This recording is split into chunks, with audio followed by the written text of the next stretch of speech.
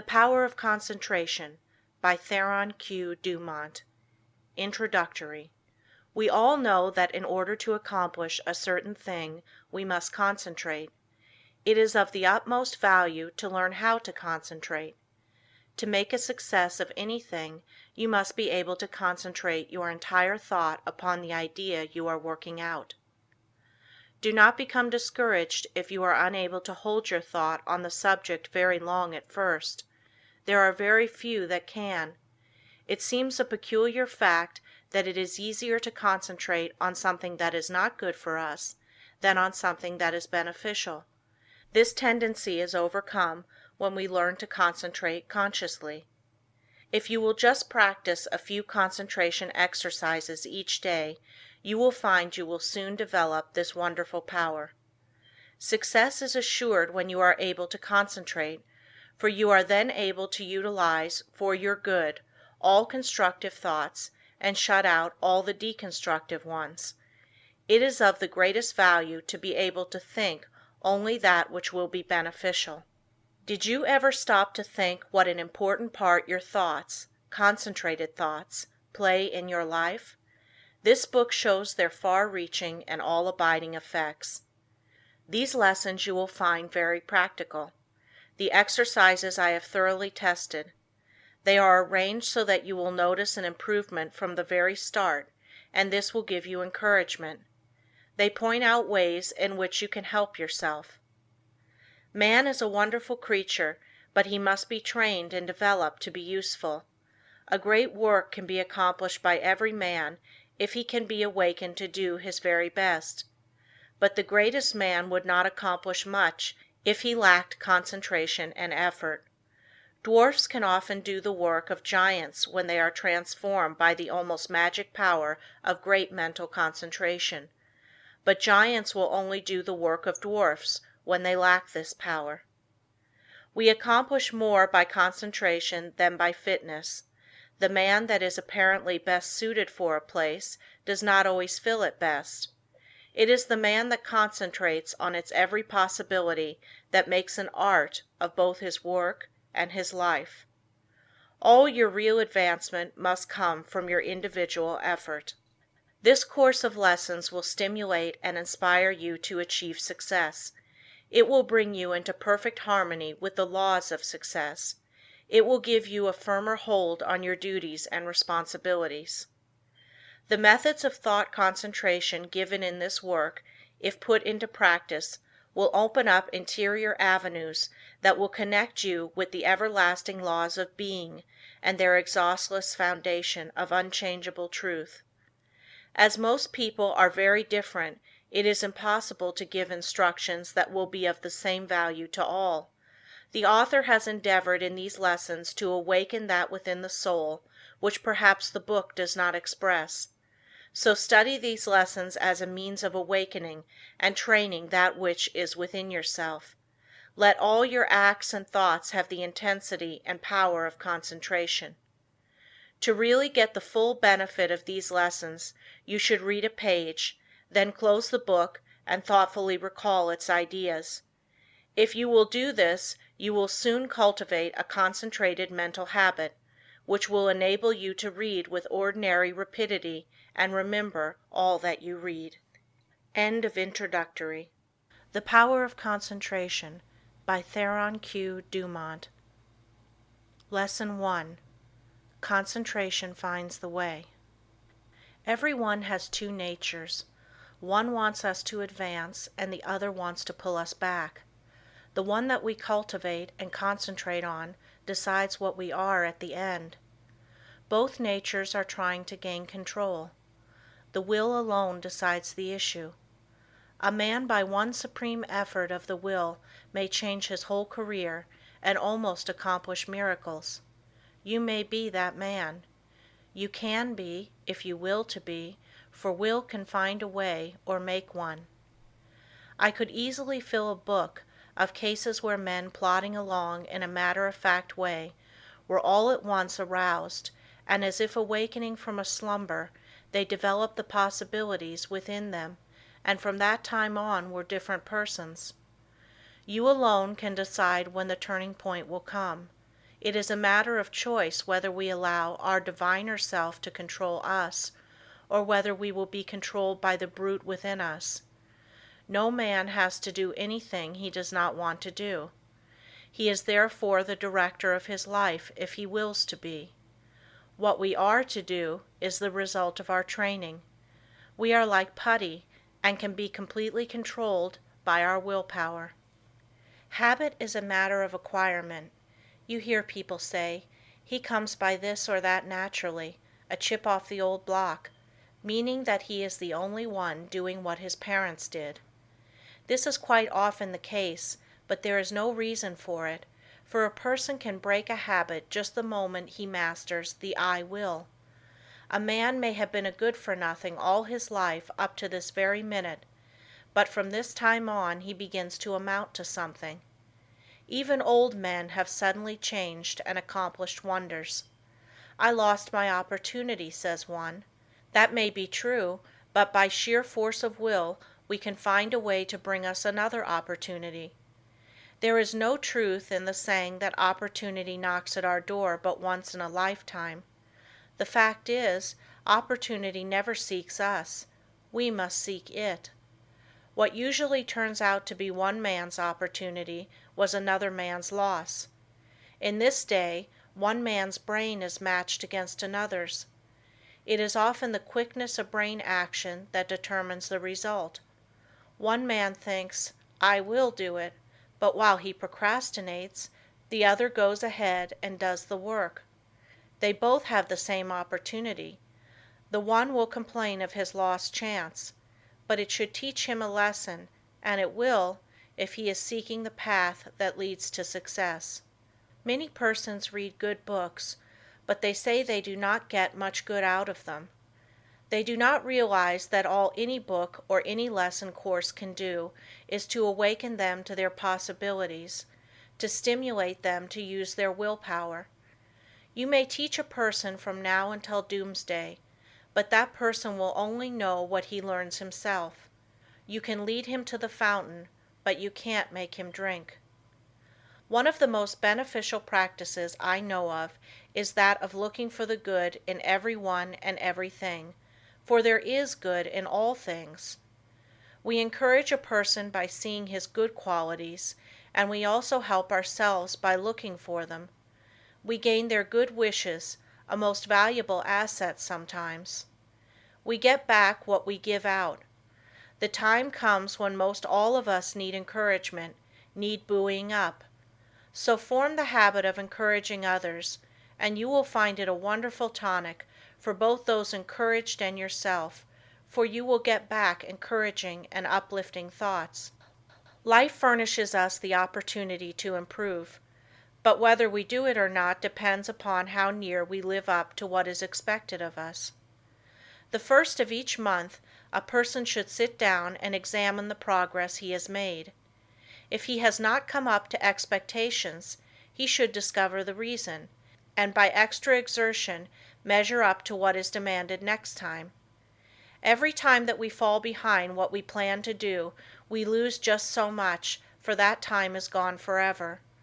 We may find a reason for doing it, but most excuses are poor substitutes for action. Most things are possible. Ours may be a hard task, but the harder the task, the greater the reward.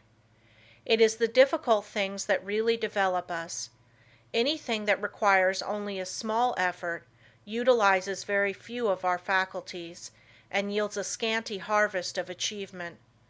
So do not shrink from a hard task, for to accomplish one of these will often bring us more good than a dozen lesser triumphs. I know that every man that is willing to pay the price can be a success. The price is not in money, but in effort. The first essential quality for success is the desire to do, to be something. The next thing is to learn how to do it. The next to carry it into execution. The man that is the best able to accomplish anything is the one with a broad mind, the man that has acquired knowledge, that may, it is true, be foreign to this particular case, but is nevertheless of some value in all cases. So the man that wants to be successful must be liberal. He must acquire all the knowledge that he can. He must be well posted not only in one branch of his business, but in every part of it. Such a man achieves success. The secret of success is to try always to improve yourself, no matter where you are or what your position. Learn all you can. Don't see how little you can do, but how much you can do. Such a man will always be in demand, for he establishes the reputation of being a hustler. There is always room for him because progressive firms never let a hustler leave their employment if they can help it.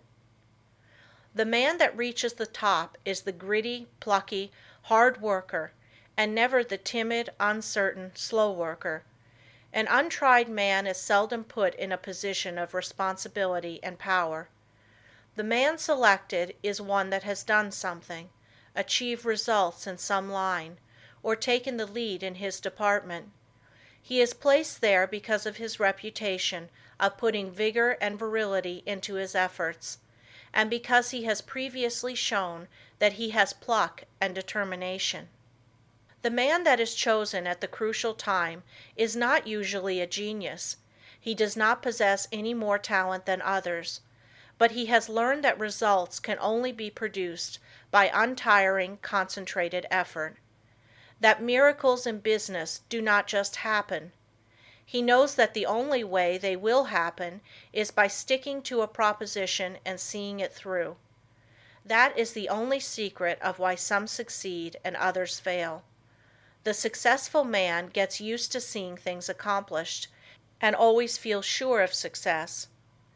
The man that is a failure gets used to seeing failure, expects it, and attracts it to him.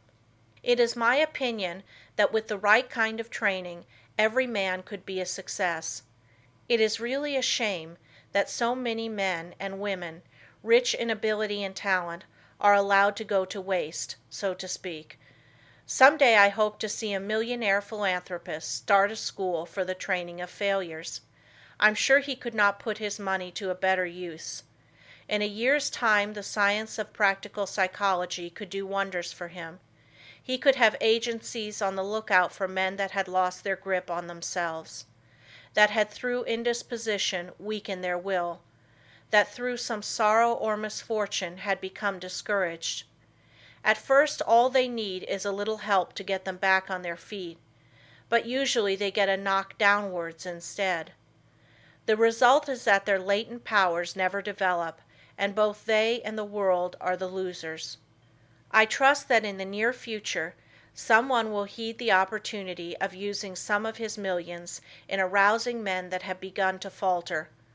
All they need to be shown is that there is within them an omnipotent source that is ready to aid them, providing they will make use of it. Their minds only have to be turned from despair to hope to make them regain their hold. When a man loses his grip today, he must win his redemption by his own will. He will get little encouragement or advice of an inspiring nature. He must usually regain the right road alone.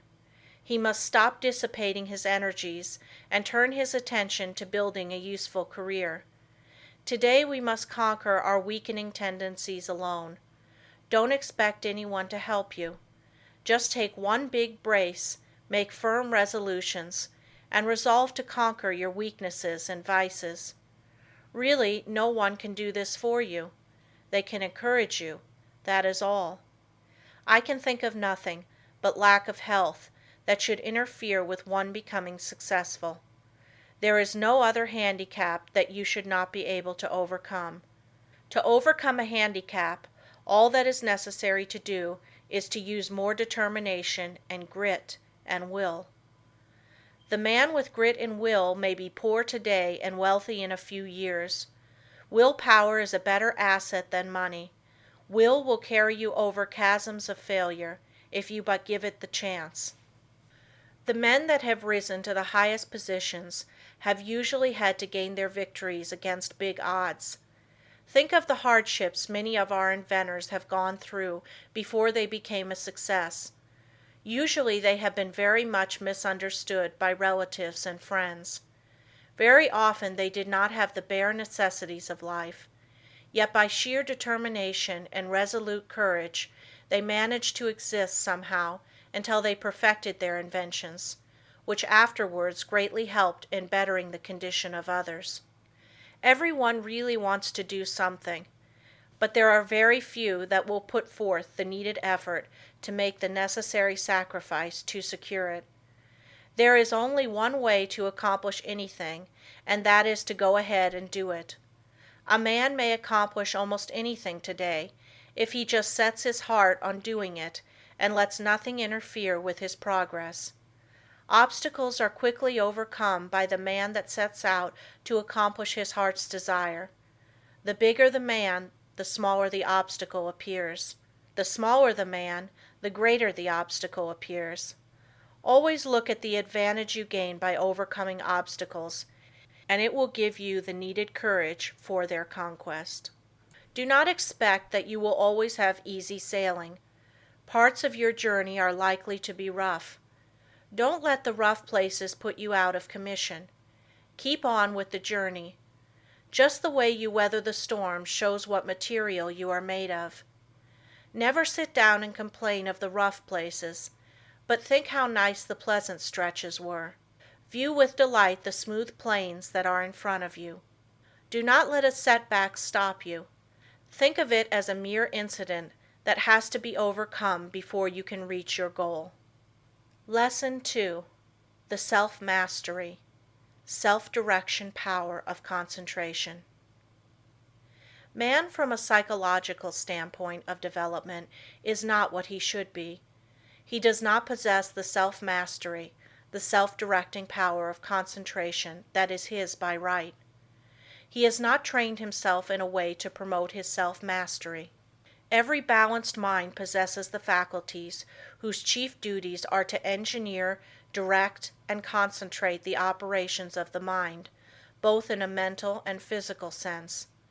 Man must learn to control not only his mind, but his bodily movements.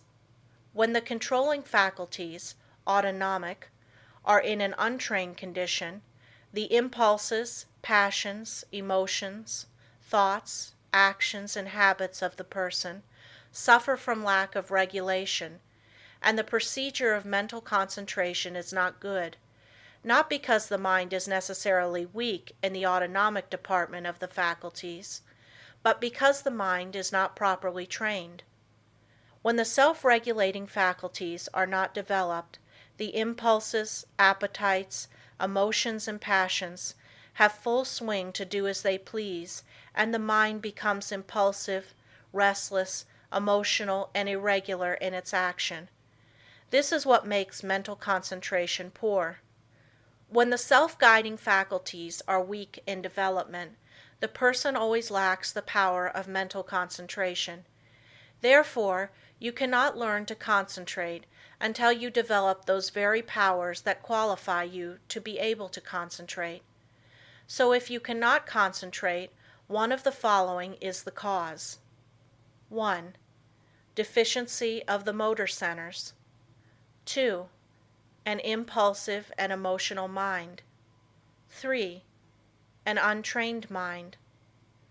The last fault can soon be removed by systematic practice. It is the easiest to correct.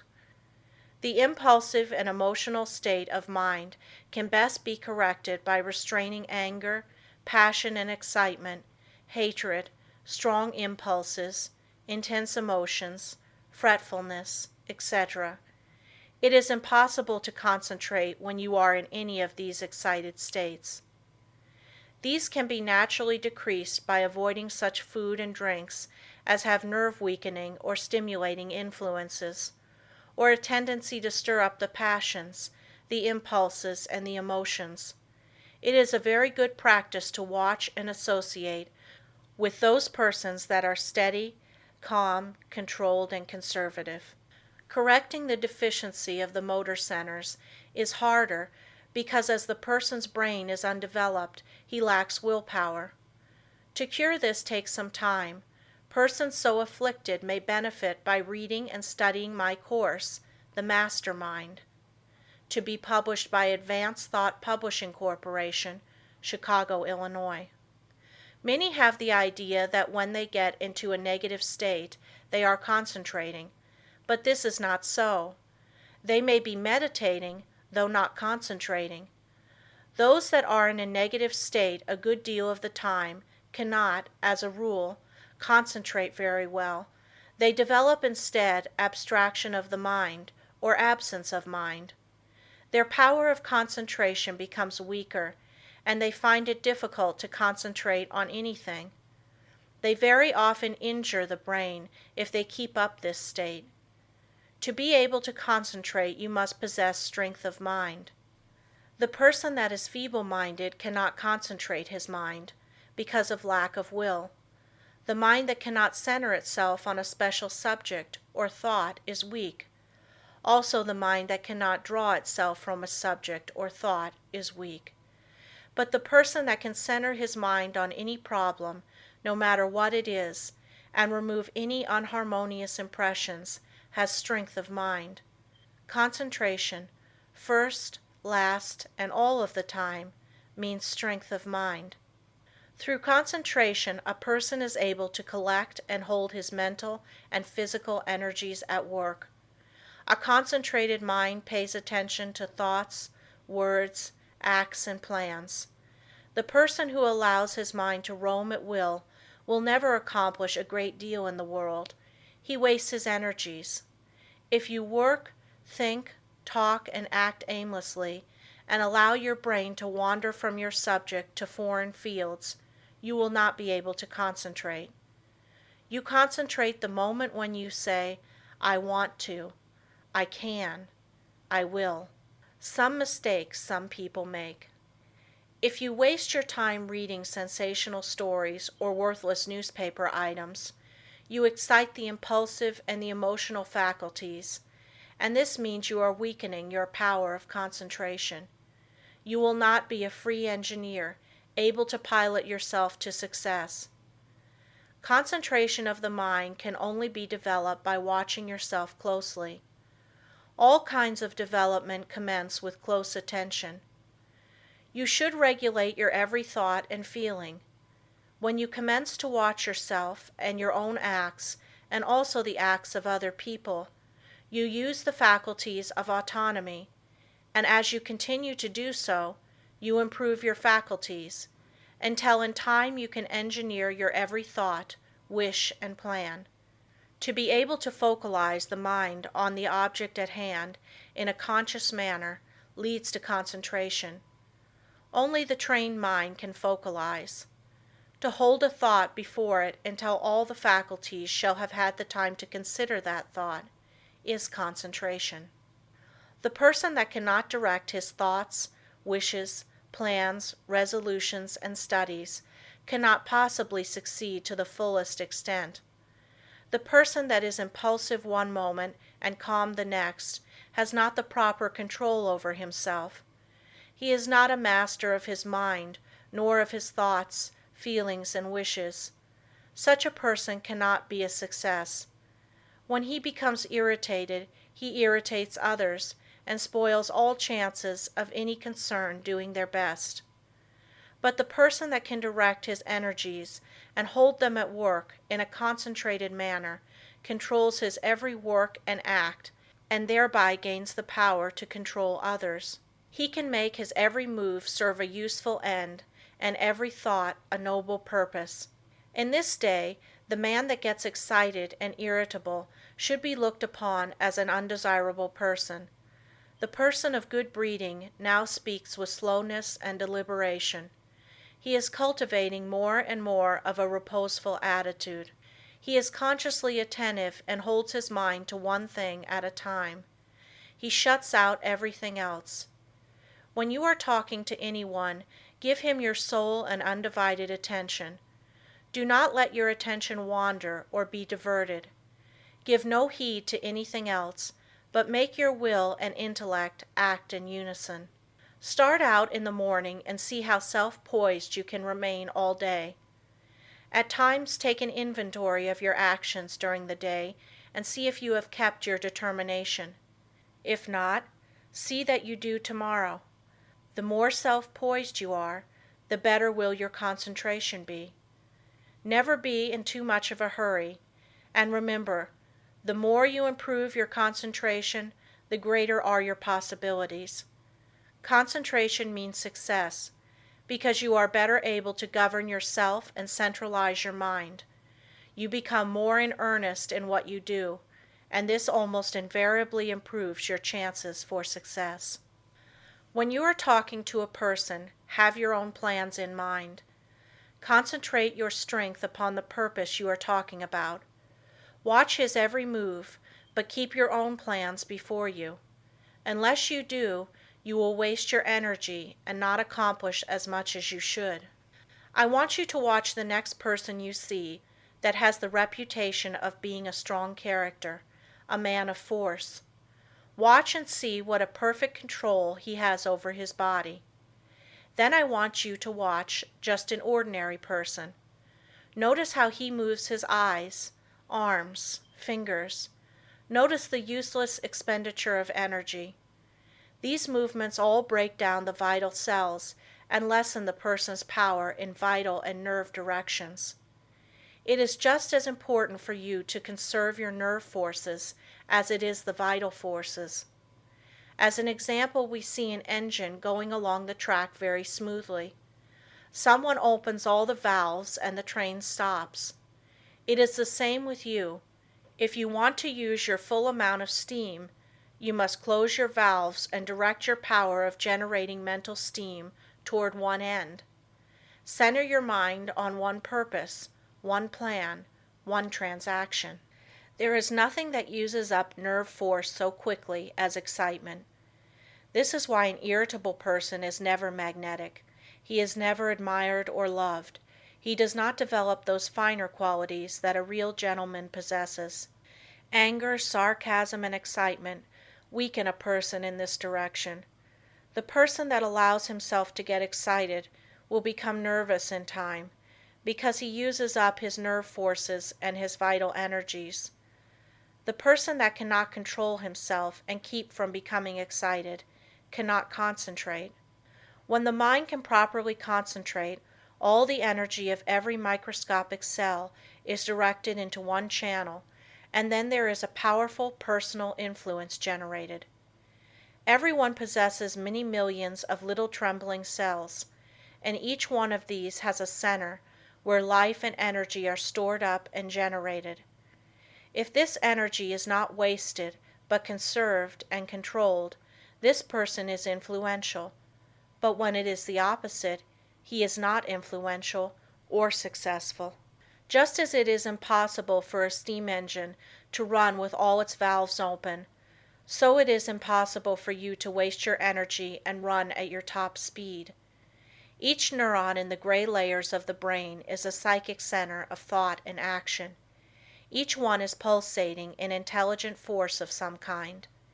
And when this force, your thoughts and motions, are kept in check by a conservative, systematic, and concentrated mind, the result will be magnetism, vitality, and health. The muscles, bones, ligaments, feet, hands, and nerves, etc., are agents for carrying out the mandates of the mind.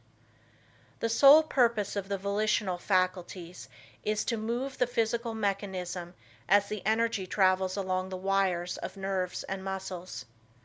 Just for that reason, if you throw a voluntary control over these messages, impulses, thoughts, emotions, physical movements, and over these physical instruments, you develop your faculties of self-mastery. And to the extent you succeed here, in proportion will you develop the power of concentration. Any exercise or work that excites the mind, stimulates the senses, calls the emotions and appetites into action, confuses, terrifies, or emotionalizes, weakens the power of concentration. This is why all kind of excitement is bad. This is the reason why persons who drink strong drinks, who allow themselves to get into fits of temper, who fight, who eat stimulating food, who sing and dance and thus develop their emotions, who are sudden, vehement, and emotional, lack the power to concentrate. But those whose actions are slower and directed by their intelligence develop concentration. Sometimes dogmatic, willful, excitable persons can concentrate, but it is spasmodic, erratic concentration instead of controlled and uniform concentration. Their energy works by spells. Sometimes they have plenty, other times very little. It is easily excited, easily wasted. The best way to understand it is to compare it with the discharge of a gun. If the gun goes off when you want it to, it accomplishes the purpose. But if it goes off before you are ready for it, you will not only waste ammunition, but it is also likely to do some damage. That is just what most persons do. They allow their energy to explode, thus not only wasting it, but endangering others. They waste their power, their magnetism, and so injure their chance of success. Such persons are never well liked, and never will be until they gain control over themselves. It will be necessary for them to practice many different kinds of concentration exercises, and to keep them up for some time. They must completely overcome their sudden erratic thoughts, and regulate their emotions and movements. They must from morning to night train the mind to be steady and direct, and keep the energies at work. The lower area of the brain is the storehouse of the energy. Most all persons have the dynamic energy they need if they would concentrate on it. They have the machine, but they must also have the engineer, or they will not go very far. The engineer is the self-regulating, directing power. The person that does not develop his engineering qualities will not accomplish much in life.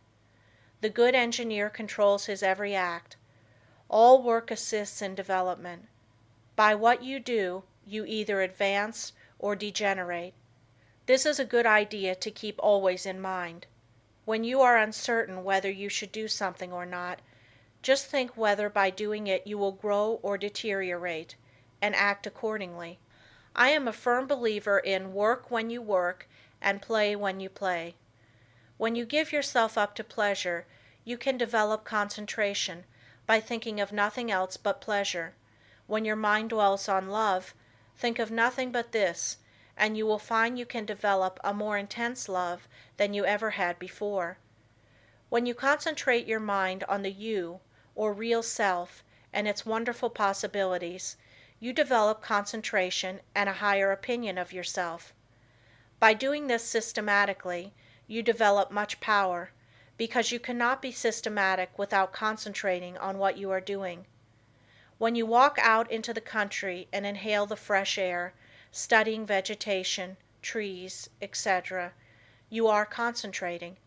When you see that you are at your place of business at a certain time each morning, you are developing steadiness of habit and becoming systematic. If you form the habit of being on time one morning, a little late the next, and still later the following one, you are not developing concentration.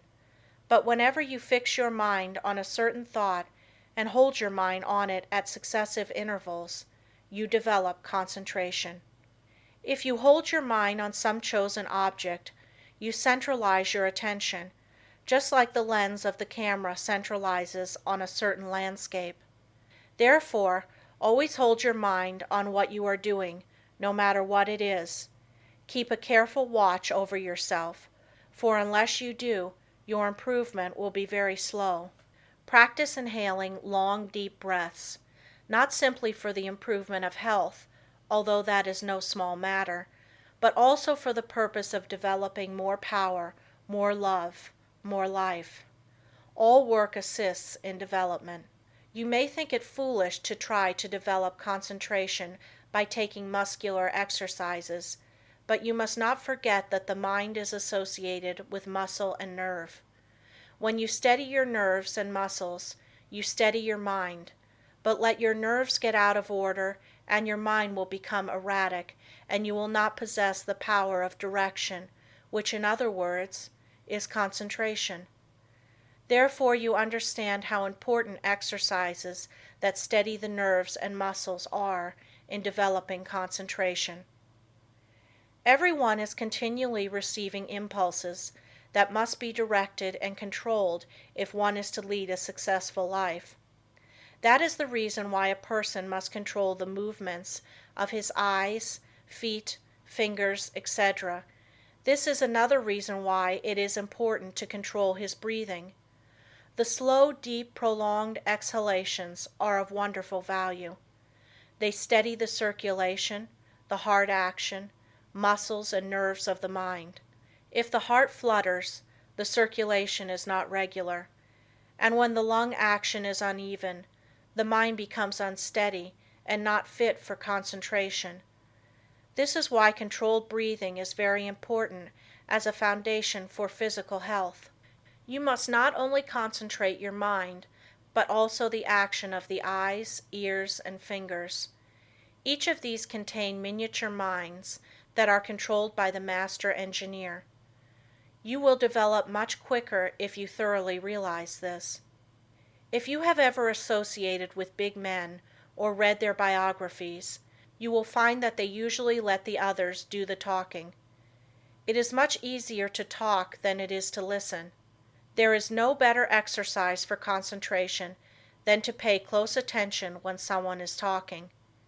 Besides learning from what they have to say, you may develop both mental and physical concentration. When you shake hands with someone, just think of your hand as containing hundreds of individual minds, each having an intelligence of its own. When you put this feeling into your handshake, it shows personality. When you shake hands in a listless way, it denotes timidity, lack of force, and power of personality. When the hand grip is very weak and stiff, the person has little love in his nature, no passion, and no magnetism. When the handshake is just the opposite, you will find that the nature is also. The loveless person is non-magnetic, and he shows that he is by his non-magnetic handshake. When two developed souls shake hands, their clasps are never light. There is a thrill that goes through both when the two currents meet. Love arouses the opposite currents of the positive and negative natures. When there is no love, life loses its charm. The hand quickly shows when love is being aroused. This is why you should study the art of handshaking and develop your social affections. A person that loves his kind reflects love, but a person that hates reflects hate. The person with a bad nature, a hateful disposition, evil thoughts and feeling, is erratic, freakish, and fitful. When you allow yourself to become irritable, watch how you breathe and you will learn a valuable lesson. Watch how you breathe when you are happy. Watch your breathing when you harbor hate. Watch how you breathe when you feel in love with the whole world and noble emotions thrill you. When filled with good thoughts, you breathe a plentiful supply of oxygen into your lungs, and love fills your soul. Love develops a person, physically, mentally, and socially. Breathe deeply when you are happy, and you will gain life and strength. You will steady your mind, and you will develop your power of concentration and become magnetic and powerful. If you want to get more out of life, you must think more of love. Unless you have real affection for something, you have no sentiment, no sweetness, no magnetism. So arouse your love affections by your will and enter into a fuller life. The hand of love always magnetizes, but it must be steady and controlled. Love can be concentrated in your handshake, and this is one of the best ways to influence another. The next time you feel yourself becoming irritable, use your will and be patient. This is a very good exercise in self-control. It will help you to keep patient if you will breathe slowly and deeply. If you find you are commencing to speak fast, just control yourself and speak slowly and clearly. Keep from either raising or lowering your voice, and concentrate on the fact that you are determined to keep your poise, and you will improve your power of concentration. When you meet people of some consequence, assume a reposeful attitude before them. Do this at all times. Watch both them and yourself. Static exercises develop the motor faculties and increase the power of concentration. If you feel yourself getting irritable, nervous, or weak, stand squarely on your feet with your chest up and inhale deeply, and you will see that your irritability will disappear and a silent calm will pass over you. If you are in the habit of associating with nervous, irritable people, quit it until you grow strong in the power of concentration, because irritable, angry, fretful, dogmatic, and disagreeable people will weaken what powers of resistance you have. Any exercises that give you better control of the ears, fingers, eyes, feet, help you to steady your mind. When your eye is steady, your mind is steady. One of the best ways to study a person is to watch his physical movements, for when we study his actions, we are studying his mind, because actions are the expressions of the mind. As the mind is, so is the action. If it is uneasy, restless, erratic, unsteady, its actions are the same. When it is composed, the mind is composed. Concentration means control of the mind and body. You cannot secure control over one without the other. Many people who seem to lack ambition have sluggish minds. They are steady, patient, and seemingly have good control, but this does not say they are able to concentrate. These people are indolent, inactive, slow, and listless because they lack energy.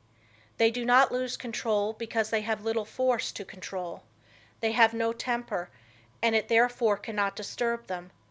Their actions are steady because they possess little energy. The natural person is internally strong, energetic, and forceful, but his energy, force, and strength, thoughts, and physical movements are well under his control. If a person does not have energy, both mental and physical, he must develop it. If he has energy which he cannot direct and hold to a point, he must learn to do so. A man may be very capable, but unless he wills to control his abilities, they will not do him any good. We hear so much talk about the benefit of physical culture, but the real benefit of this is really lost sight of. There is nothing that holds the faculties at work in a sustained and continuous manner as static exercises do. For as stated before, when you learn to control the body, you are gaining control over the mind. End of Lesson 2. The Power of Concentration by Theron Q. Dumont. Lesson 3. How to gain what you want through concentration. The ignorant person may say, "How can you get anything merely by wanting it?"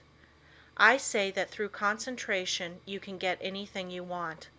Every desire can be gratified, but whether it is will depend upon you concentrating to have that desire fulfilled.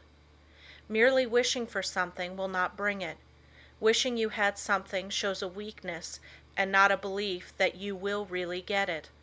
So never merely wish, as we are not living in a fairy age. You use up just as much brain force in vain imaginings as you do when you think of something worthwhile. Be careful of your desires. Make a mental picture of what you want and set your will to this until it materializes. Never allow yourself to drift without helm or rudder. Know what you want to do and strive with all your might to do it, and you will succeed. Feel that you can accomplish anything you undertake. Many undertake to do things, but feel when they start they are going to fail, and they usually do. I will give an illustration. A man goes to a store for an article. The clerk says, "I'm sorry, we do not have it." But the man that is determined to get that thing inquires if he does not know where he can get it. Again receiving an unsatisfactory answer, the determined buyer consults the manager, and finally he finds where the article can be bought. That is the whole secret of concentrating on getting what you want. And remember, your soul is a center of all power, and you can accomplish what you will to. "I'll find a way or make one" is the spirit that wins. I know a man that is now head of a large bank. He started there as a messenger boy. His father had a button made for him with a P on it and put it on his coat. He said, "Son, that P is a reminder that some day you are to be the president of your bank. I want you to keep this thought in your mind. Every day do something that will put you nearer your goal." Each night after supper he would say, "Son, what did you do today?" In this way the thought was always kept in mind. He concentrated on becoming president of that bank, and he did. His father told him never to tell anyone what the P stood for. A good deal of fun was made of it by his associates, and they tried to find out what it stood for, but they never did until he was made president, and then he told the secret. Don't waste your mental powers in wishes. Don't dissipate your energies by trying to satisfy every whim. Concentrate on doing something really worthwhile. The man that sticks to something is not the man that fails. Power to him who power exerts. Emerson. Success today depends largely on concentrating on the interior law of force, for when you do this you awaken those thought powers or forces which, when used in business, ensures permanent results. Until you are able to do this, you have not reached your limit in the use of your forces. This great universe is interwoven with myriads of forces. You make your own place, and whether it is important depends upon you. Through the indestructible and unconquerable law, you can in time accomplish all right things, and therefore do not be afraid to undertake whatever you really desire to accomplish and are willing to pay for in effort. Anything that is right is possible. That which is necessary will inevitably take place. If something is right, it is your duty to do it, though the whole world thinks it to be wrong. God and one are always a majority, or in plain words, that omnipotent interior law which is God, and the organism that represents you, is able to conquer the whole world if your cause is absolutely just. Don't say, "I wish I was a great man." You can do anything that is proper and you want to do. Just say, "You can," "You will," "You must." Just realize this and the rest is easy. You have the latent faculties and forces to subdue anything that tries to interfere with your plans. Let the troubles and responsibilities of life come thick and fast. I am ready for them. My soul is unconquerable. I represent the infinite law of force, or of all power. This God within is my all-sufficient strength and ever-present help in time of trouble. The more difficulties, the greater its triumphs through me. The harder my trials, the faster I go in the development of my inherent strength. Let all else fail me. This interior reliance is all-sufficient. The right must prevail. I demand wisdom and power to know and follow the right. My higher self is all-wise. I now draw nearer to it. Lesson 4. Concentration, the silent force that produces results in all business. I want you first to realize how powerful thought is. A thought of fear has turned a person's hair gray in a night. A prisoner condemned to die was told that if he would consent to an experiment and live through it, he would be freed. He consented. They wanted to see how much blood a person could lose and still live. They arranged that blood would apparently drop from a cut made in his leg. The cut made was very slight, from which practically no blood escaped. The room was darkened, and the prisoner thought the dropping he heard was really coming from his leg. The next morning he was dead through mental fear. The two above illustrations will give you a little idea of the power of thought. To thoroughly realize the power of thought is worth a great deal to you. Through concentrated thought power you can make yourself whatever you please. By thought you can greatly increase your efficiency and strength.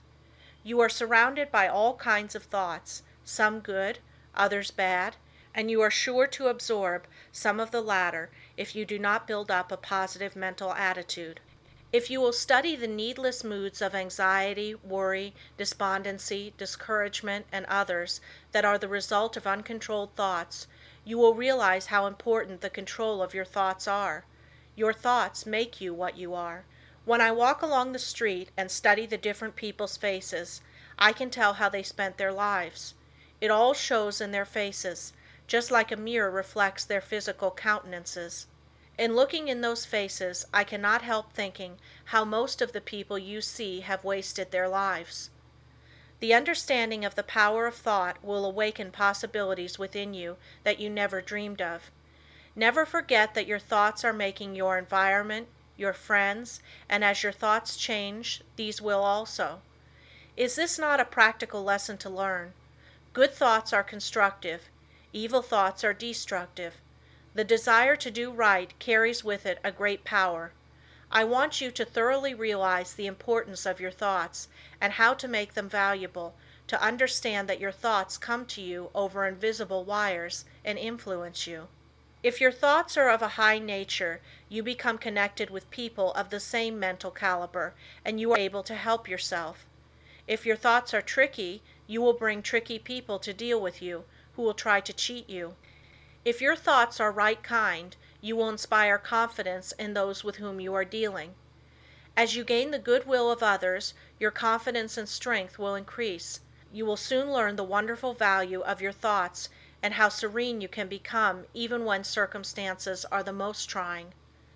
Such thoughts of right and goodwill bring you into harmony with people that amount to something in the world and that are able to give you help if you should need it, as nearly everyone does at times. You can now see why it is so important to concentrate your thoughts in the proper channels. It is very necessary that people should have confidence in you. When two people meet, they have not the time to look each other up. They accept each other according to instinct, which can usually be relied on. You meet a person and his attitude creates a suspicion in you. The chances are you cannot tell why, but something tells you, have no dealings with him, for if you do, you will be sorry. Thoughts produce actions. Therefore, be careful of your thoughts. Your life will be molded by the thoughts you have. A spiritual power is always available to your thought, and when you are worthy, you can attract all the good things without a great effort on your part. The sun's rays shine down on our gardens, but we can plant trees that will interfere with the sunlight. There are invisible forces ready to help you if you do not think and act to intercept these. These forces work silently. You reap what you sow. You have concentrated within powers that, if developed, will bring you happiness greater than you can even imagine. Most people go rushing through life, literally driving away the very things they seek.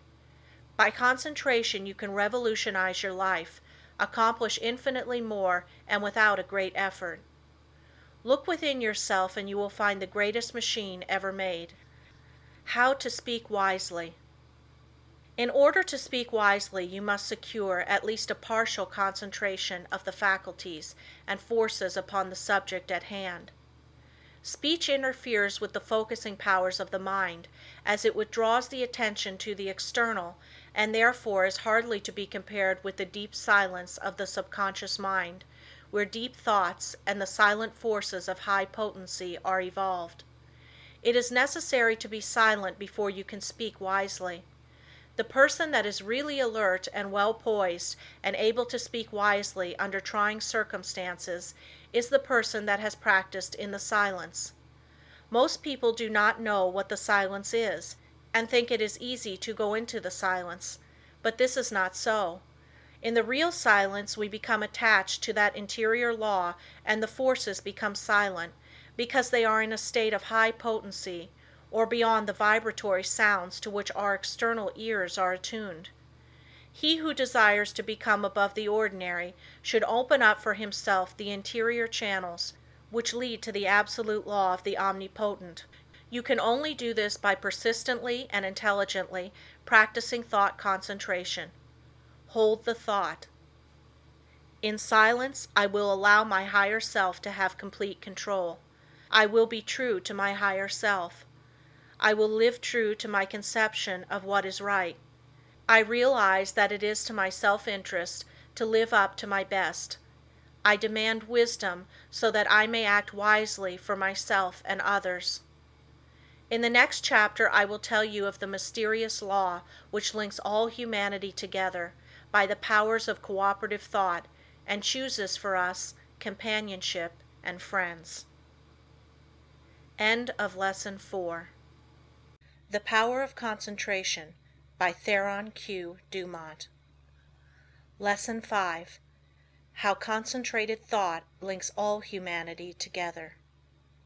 It is within your power to gratify your every wish. Success is the result of the way you think. I will show you how to think to be successful. The power to rule and attract success is within yourself. The barriers that shut these off from you are subject to your control. You have unlimited power to think, and this is the link that connects you with your omniscient source. Success is the result of certain moods of mind or ways of thinking. These moods can be controlled by you and produced at will. You have been evolved to what you are from a lowly atom because you possess the power to think. This power will never leave you, but will keep urging you on until you reach perfection. As you evolve, you create new desires, and these can be gratified. The power to rule lies within you. The barriers that keep you from ruling are also within you. These are the barriers of ignorance. Concentrated thought will accomplish seemingly impossible results and make you realize your fondest ambitions. At the same time that you break down barriers of limitation, new ambitions will be awakened. You begin to experience conscious thought constructions. If you will just realize that through deep concentration you become linked with thoughts of omnipotence, you will kill out entirely your belief in your limitations, and at the same time will drive away all fear and other negative and destructive thought forces which constantly work against you. In the place of these you will build up a strong assurance that your every venture will be successful. When you learn thus how to concentrate and reinforce your thought, you control your mental creations. They in turn help to mold your physical environment, and you become the master of circumstances and the ruler of your kingdom. It is just as easy to surround your life with what you want as it is with what you don't want. It is a question to be decided by your will. There are no walls to prevent you from getting what you want, providing you want what is right. If you choose something that is not right, you are in opposition to the omnipotent plans of the universe and deserve to fail. But if you will base your desires on justice and goodwill, you avail yourself of the helpful powers of universal currents, and instead of having a handicap to work against, can depend upon ultimate success, though the outward appearances may not at first be bright. Never stop to think of temporary appearances, but maintain an unfaltering belief in your ultimate success. Make your plans carefully, and see that they are not contrary to the idea of universal justice. The main thing for you to remember is to keep at bay the destructive and opposing forces of fear and anger and their satellites. There is no power so great as the belief which comes from the knowledge that your thought is in harmony with the divine law of thought and the sincere conviction that your cause is right. You may be able seemingly to accomplish results for a time, even if your cause is unjust, but the results will be temporary, and in time you will have to tear down your thought edifice and build on the true foundation of right. Plans that are not built on truth produce discordant vibrations and are therefore self-destructive. Never try to build until you can build right. It is a waste of time to do anything else. You may temporarily put aside your desire to do right, but its true vibrations will interfere with your unjust plans until you are forced back into righteous paths of power. All just causes succeed in time, though temporarily they may fail. So if you should face the time when everything seems against you, quiet your fears, drive away all destructive thoughts, and uphold the dignity of your moral and spiritual life. Where there is a will, there is a way. The reason this is so is that the will can make a way if given the chance to secure the assistance of aiding forces. The more it is developed, the higher the way to which it will lead. When everything looks gloomy and discouraging, Then is the time to show what you are made of by rejoicing that you can control your moods by making them as calm, serene and bright as if prosperity were yours. Be faithful in sowing the thought seeds of success, in perfect trust that the sun will not cease to shine and bring a generous harvest in one season. It is not always necessary to think of the success of a venture when you are actually engaged in it. For when the body is inactive, the mind is most free to catch new ideas that will further the opportunity you are seeking. When you are actually engaged in doing something, you are thinking in the channels you have previously constructed, and the work does not have to be done over again. When you are in a negative mood, the intuitions are more active, for you are not then controlling your thoughts by the will. Everything we do should have the approval of the intuition. When you are in a negative mood, you attract thoughts of similar nature through the law of affinity. That is why it is so important to form thoughts of a success nature to attract similar ones. If you have never made a study of this subject, you may think this is all foolishness, but it is a fact that there are thought currents that unerringly bring thoughts of a similar nature. Many persons who think of failure actually attract failure by their worries, their anxieties, their overactivity. These thoughts are bound to bring failure. When you once learn the laws of thought and think of nothing but good, truth, success, you will make more progress with less effort than you ever made before. There are forces that can aid the mind that are hardly dreamed of by the average person. When you learn to believe more in the value of thought and its laws, you will be led aright and your business gains will multiply. The following method may assist you in gaining better thought control. If you are unable to control your fears, just say to your faulty determination, "Do not falter or be afraid, for I am not really alone. I am surrounded by invisible forces that will assist me to remove the unfavorable appearances." Soon you will have more courage. The only difference between the fearless man and the fearful one is in his will, his hope. So if you lack success, believe in it, hope for it, claim it. You can use the same method to brace up your thoughts of desire, aspiration, imagination, expectation, ambition, understanding, trust, and assurance. If you get anxious, angry, discouraged, undecided, or worried, it is because you are not receiving the cooperation of the higher powers of your mind. By your will you can so organize the powers of the mind that your moods change only as you want them to, instead of as how circumstances affect you. I was recently asked if I advised concentrating on what you eat, or what you see while walking. My reply was that no matter what you may be doing, when in practice, think of nothing else but that act at that time.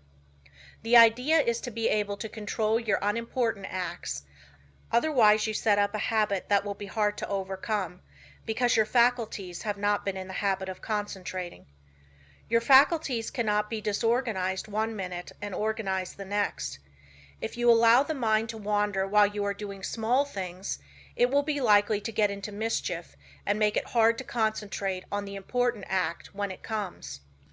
The man that is able to concentrate is the happy, busy man. Time does not drag with him. He always has plenty to do. He does not have time to think over past mistakes, which would make him unhappy. If despite our discouragement and failures we claim our great heritage, life and truth and force, like an electric current, will permeate our lives until we enter into our birthright in eternity. The will does not act with clearness, decision, and promptness unless it is trained to do so. There are comparatively few that really know what they are doing every minute of the day. This is because they do not observe with sufficient orderliness and accuracy to know what they are doing. It is not difficult to know what you are doing all the time, if you will just practice concentration with a reposeful deliberation, and train yourself to think clearly, promptly, and decisive. If you allow yourself to worry or hurry in what you are doing, this will not be clearly photographed upon the sensitized plate of the subjective mind, and you therefore will not be really conscious of your actions. So practice accuracy and concentration of thought, and also absolute truthfulness, and you will soon be able to concentrate. Lesson 6. The Training of the Will to Do. The will to do is the greatest power in the world that is concerned with human accomplishment, and no one can, in advance, determine its limits. The things that we do now would have been a few years ago impossibilities. Today the safe maxim is, all things are possible. The will to do is a force that is strictly practical, yet it is difficult to explain just what it is. It can be compared to electricity because we know it only through its cause and effects. It is a power we can direct, and to just the extent we direct it do we determine our future. Every time you accomplish any definite act, consciously or unconsciously, you use the principle of the will. You can will to do anything whether it is right or wrong, and therefore the way you use your will makes a big difference in your life. Every person possesses some will to do. It is the inner energy which controls all conscious acts. What you will to do directs your life forces. All habits, good or bad, are the result of what you will to do. You improve or lower your condition in life by what you will to do. Your will has a connection with all avenues of knowledge, all activities, all accomplishment. You probably know of cases where people have shown wonderful strength under some excitement, similar to the following. The house of a farmer's wife caught on fire. No one was around to help her move anything.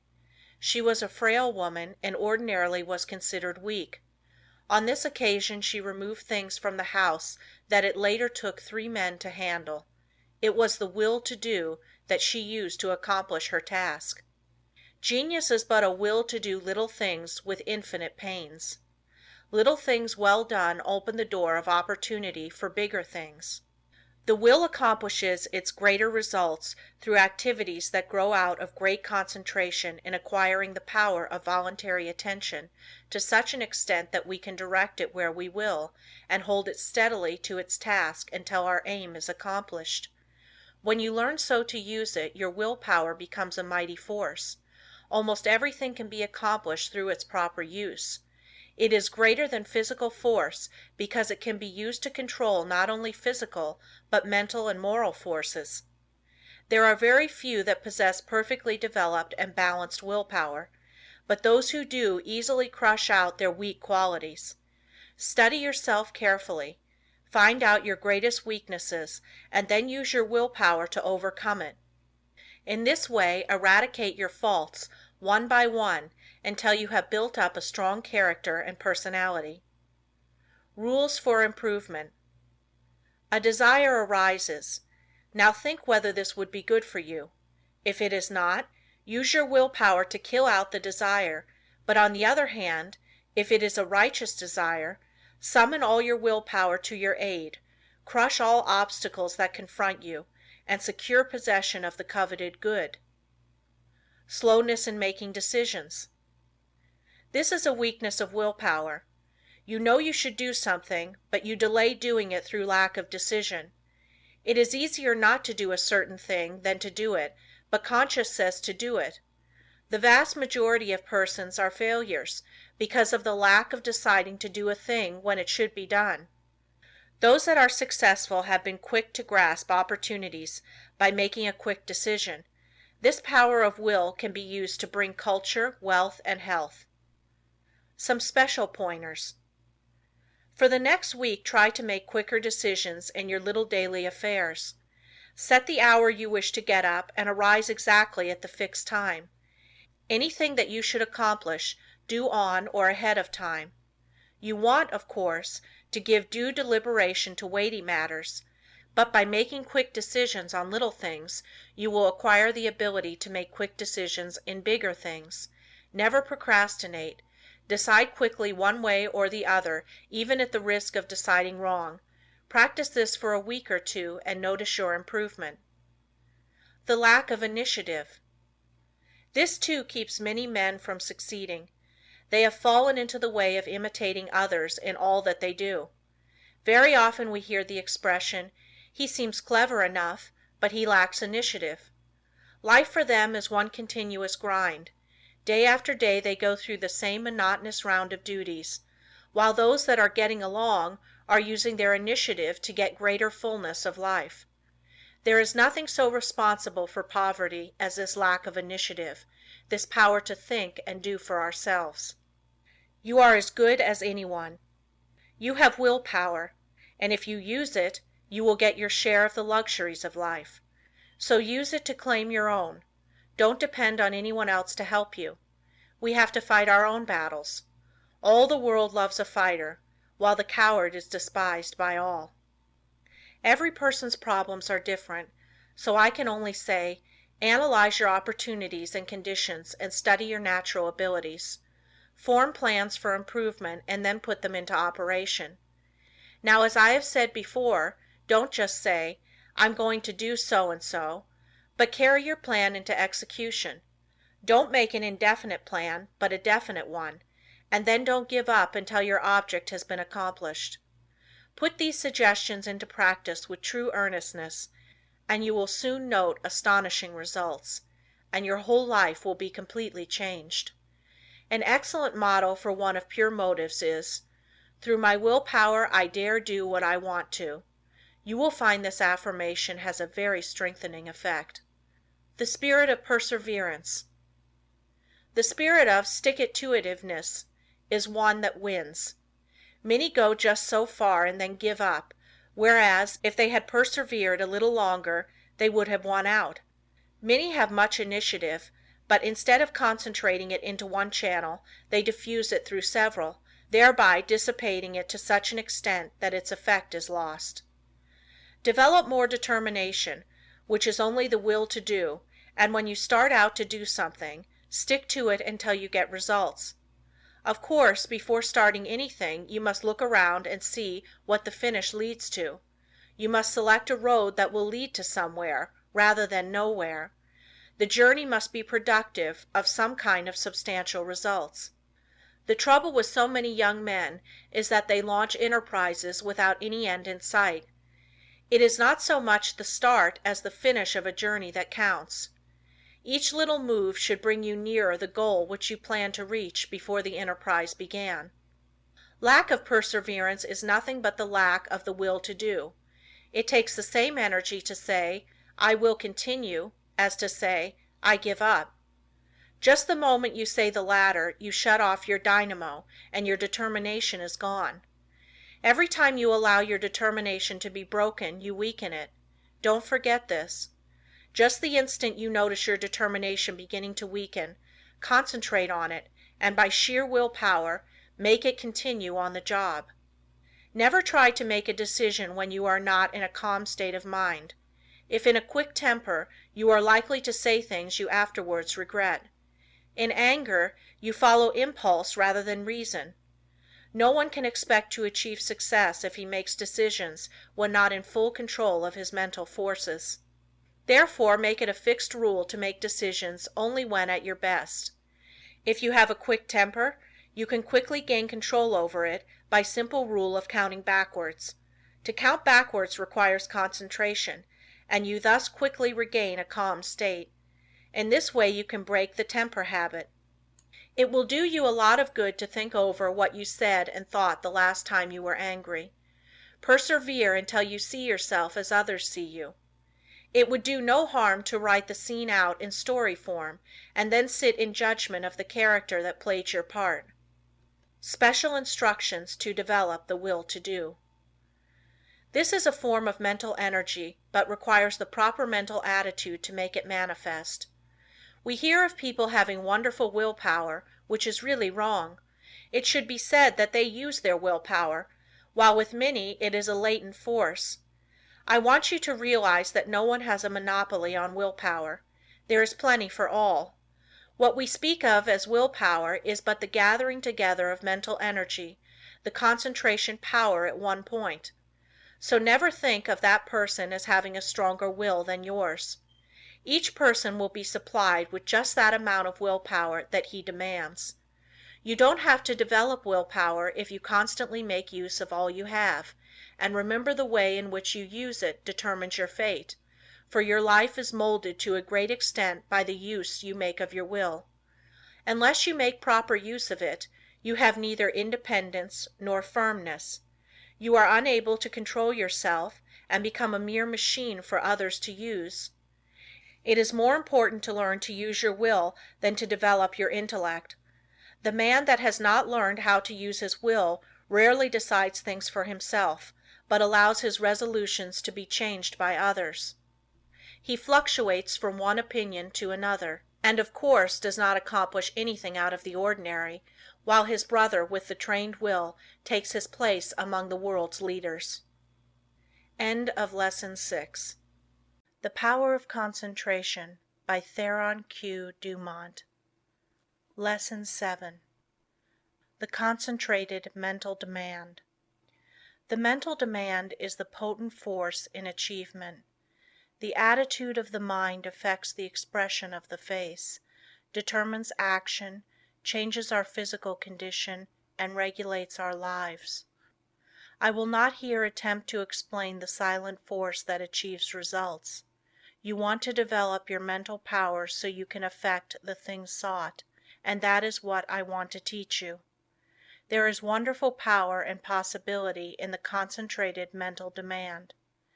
This, like all other forces, is controlled by laws.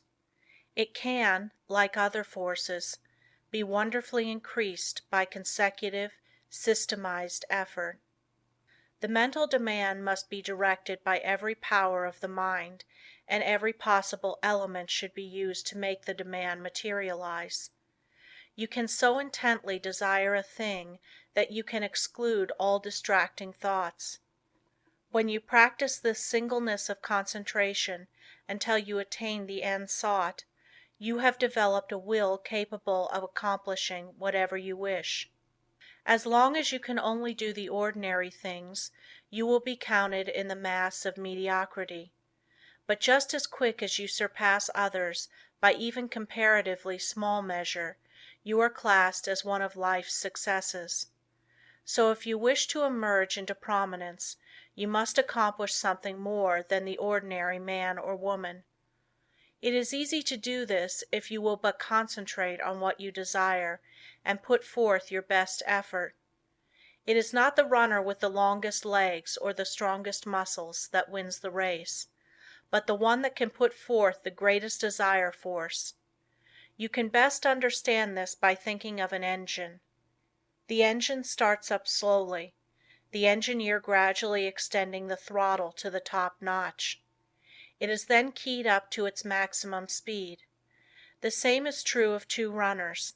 They start off together and gradually they increase their desire to go faster. The one that has the greatest intensity of desire will win. He may outdistance the other by only a fraction of an inch, yet he gets the laurels. The men that are looked upon as the world's successes have not always been men of great physical power, nor at the start did they seem very well adapted to the conditions which encompass them. In the beginning they were not considered men of superior genius, but they won their success by their resolution to achieve results in their undertakings, by permitting no setback to dishearten them, no difficulties to daunt them. Nothing could turn them or influence them against their determination. They never lost sight of their goal. In all of us there is this silent force of wonderful power. If developed, it can overcome conditions that would seem insurmountable. It is constantly urging us on to greater achievement. The more we become acquainted with it, the better strategists we become, the more courage we develop, and the greater the desire within us for self-expression in activity along many lines. No one will ever be a failure if he becomes conscious of this silent force within that controls his destiny. But without the consciousness of this inner force, you will not have a clear vision, and external conditions will not yield to the power of your mind. It is the mental resolve that makes achievement possible. Once this has been formed, it should never be allowed to cease, to press its claim until its object is attained. To make plans work out, it will, at times, be necessary to use every power of your mind. Patience, perseverance, and all the indomitable forces within one will have to be mustered and used with the greatest effectiveness. Perseverance is the first element of success. In order to persevere you must be ceaseless in your application. It requires you to concentrate your thoughts upon your undertaking and bring every energy to bear upon keeping them focused upon it until you have accomplished your aim. To quit short of this is to weaken all future efforts. The mental demand seems an unreal power because it is intangible, but it is the mightiest power in the world. It is a power that is free for you to use. No one can use it for you. The mental demand is not a visionary one. It is a potent force, which you can use freely without cost. When you are in doubt, it will counsel you. It will guide you when you are uncertain. When you are in fear, it will give you courage. It is the motive power which supplies the energies necessary to the achievement of the purpose. You have a large storehouse of possibilities. The mental demand makes possibilities realities. It supplies everything necessary for the accomplishment. It selects the tools and instructs how to use them. It makes you understand the situation. Every time you make a mental demand, you strengthen the brain centers by drawing to you external forces. Few realize the power of a mental demand. It is possible to make your demand so strong that you can impart what you have to say to another without speaking to him. Have you ever, after planning to discuss a certain matter with a friend, had the experience of having him broach the subject before you had a chance to speak of it? Have you ever, in a letter, made a suggestion to a friend that he carried out before your letter reached him? Have you ever wanted to speak to a person who, just then walked in or telephoned? I have had many such responses to thought, and you and your friends have doubtless experienced them too. These two things are neither coincidences nor accidents, but are the results of mental demand launched by strong concentration. The person that never wants anything gets little. To demand resolutely is the first step toward getting what you want. The power of the mental demand seems absolute, the supply illimitable. The mental demand projects itself and causes to materialize the conditions and opportunities needed to accomplish the purpose. Do not think I overestimate the value of the mental demand. It brings the fuller life if used for only righteous purposes. Once the mental demand is made, however, never let it falter. If you do, the current that connects you with your desire is broken. Take all the necessary time to build a firm foundation, so that there need not be even an element of doubt to creep in. Just the moment you entertain doubt, you lose some of the demand force, and force once lost is hard to regain. So whenever you make a mental demand, hold steadfastly to it until your need is supplied. I want to repeat again that power of mental demand is not a visionary one. It is concentrated power only, and can be used by you. It is not supernatural power, but requires a development of the brain centers. The outcome is sure when it is given with a strong, resolute determination. No person will advance to any great extent unless he recognizes this force within him. If you have not become aware of it, you have not made very much of a success of your life. It is this something that distinguishes that man from other men. It is this subtle power that develops strong personality. If you want a great deal, you must demand a great deal. Once you make your demand, anticipate its fulfillment. It depends upon us. We are rewarded according to our efforts.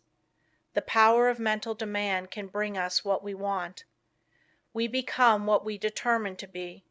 We control our destiny. Get the right mental attitude, then in accordance with your ability, you can gain success. And every man of average ability, the ordinary man that you see about you, can be really successful, independent, free of worry, his own master. if he can manage to do just two things. First, remain forever dissatisfied with what he is doing and what he has accomplished.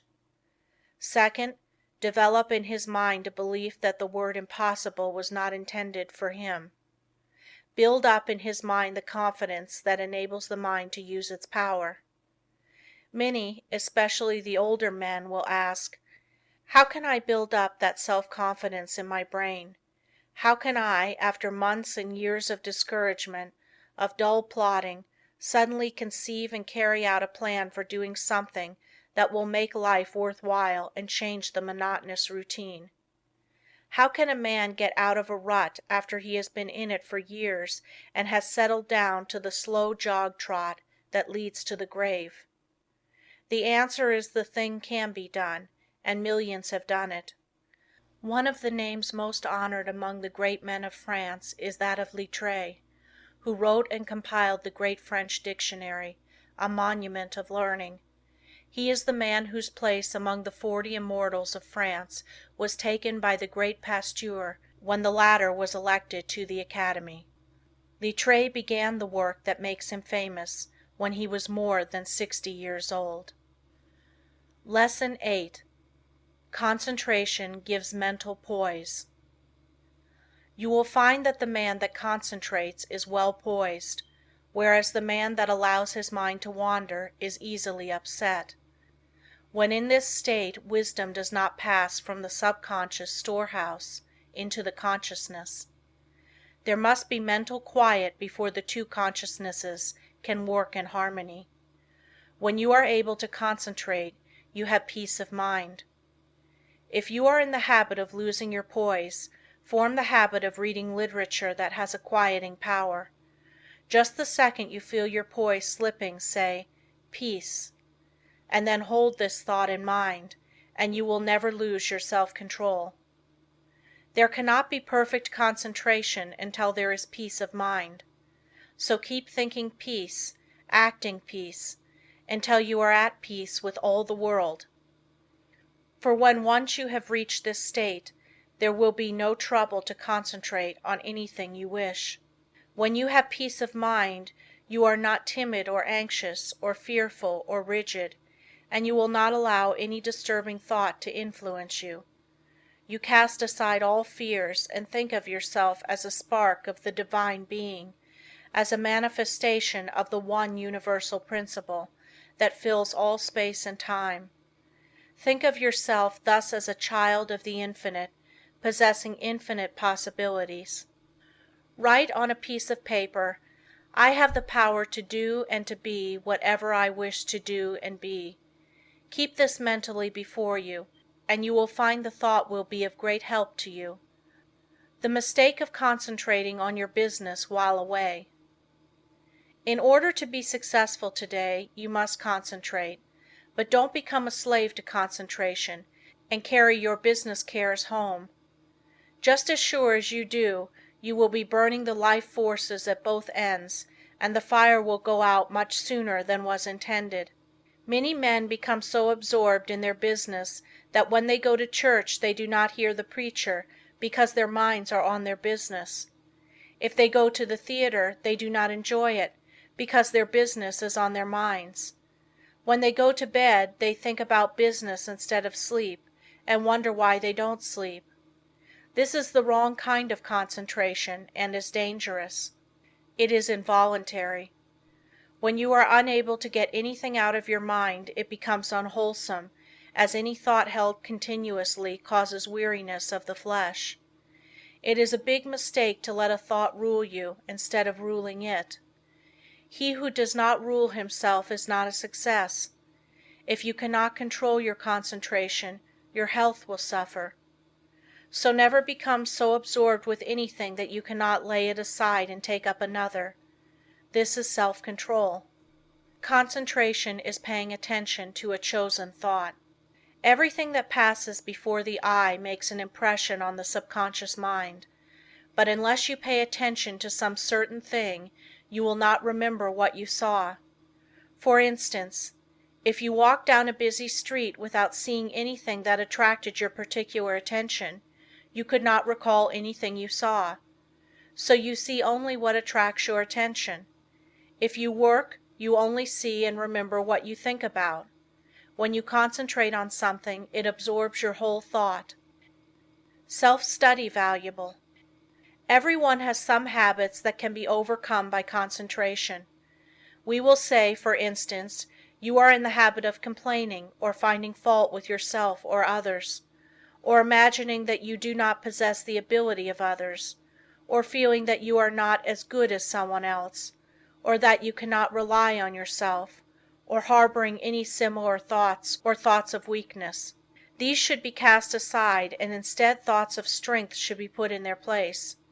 Just remember, every time you think of yourself as being weak, in some way you are making yourself so by thinking you are. Our mental conditions make us what we are. Just watch yourself and see how much time you waste in worrying, fretting, and complaining.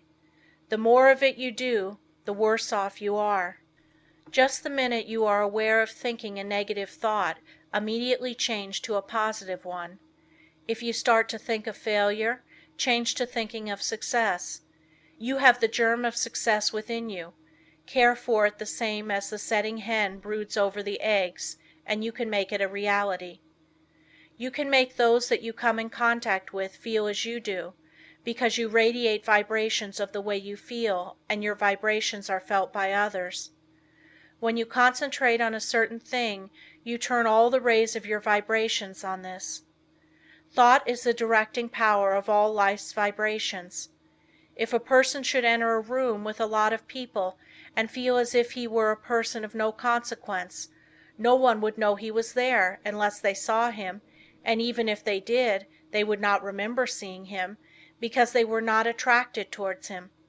But let him enter the room feeling he was magnetic and concentrating on this thought, others would feel his vibration. So remember, the way you feel, you can make others feel. This is the law. Make yourself a concentrated dynamo from which your thoughts vibrate to others.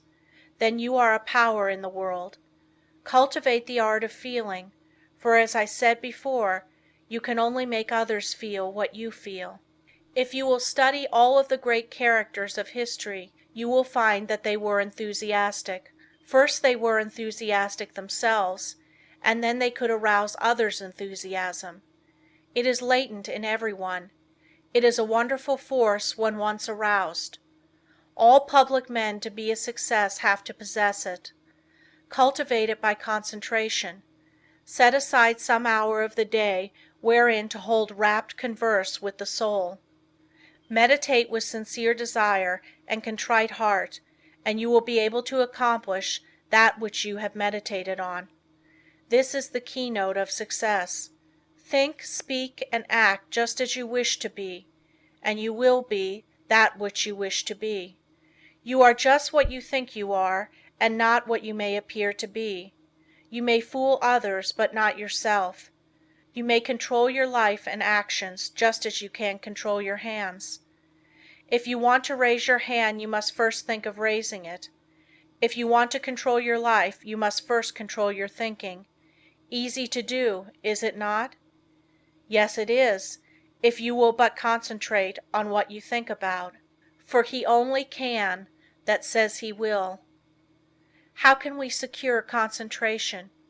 To this question, the first and last answer must be, by interest and strong motive. The stronger the motive, the greater the concentration. Eustace Miller, M.D. The successful lives are the concentrated lives. The utterly helpless multitude that sooner or later have to be cared for by charity are those that were never able to concentrate, and who have become the victims of negative ideas.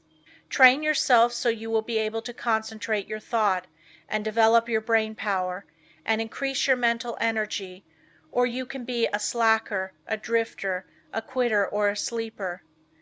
It all depends on how you concentrate or centralize your thoughts. Your thinking then becomes a fixed power, and you do not waste time thinking about something that would not be good for you. You pick out the thoughts that will be the means of bringing you what you desire, and they become a material reality. Whatever we create in the thought world will someday materialize. That is the law. Don't forget this. In the old days men drifted without concentration, but this is a day of efficiency, and therefore all our efforts must be concentrated if we are to win any success worth the name. Why people often do not get what they concentrate on. Because they sit down in hopeless despair and expect it to come to them. But if they will just reach out for it, with their biggest effort, they will find it is within their reach. No one limits us but ourselves.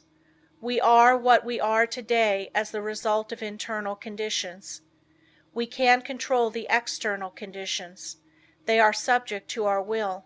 Through our concentration we can attract what we want, because we become in rapport with the universal forces from which we can get what we want. You have watched races, no doubt. They all line up together. Each has his mind set on getting to the goal before the others.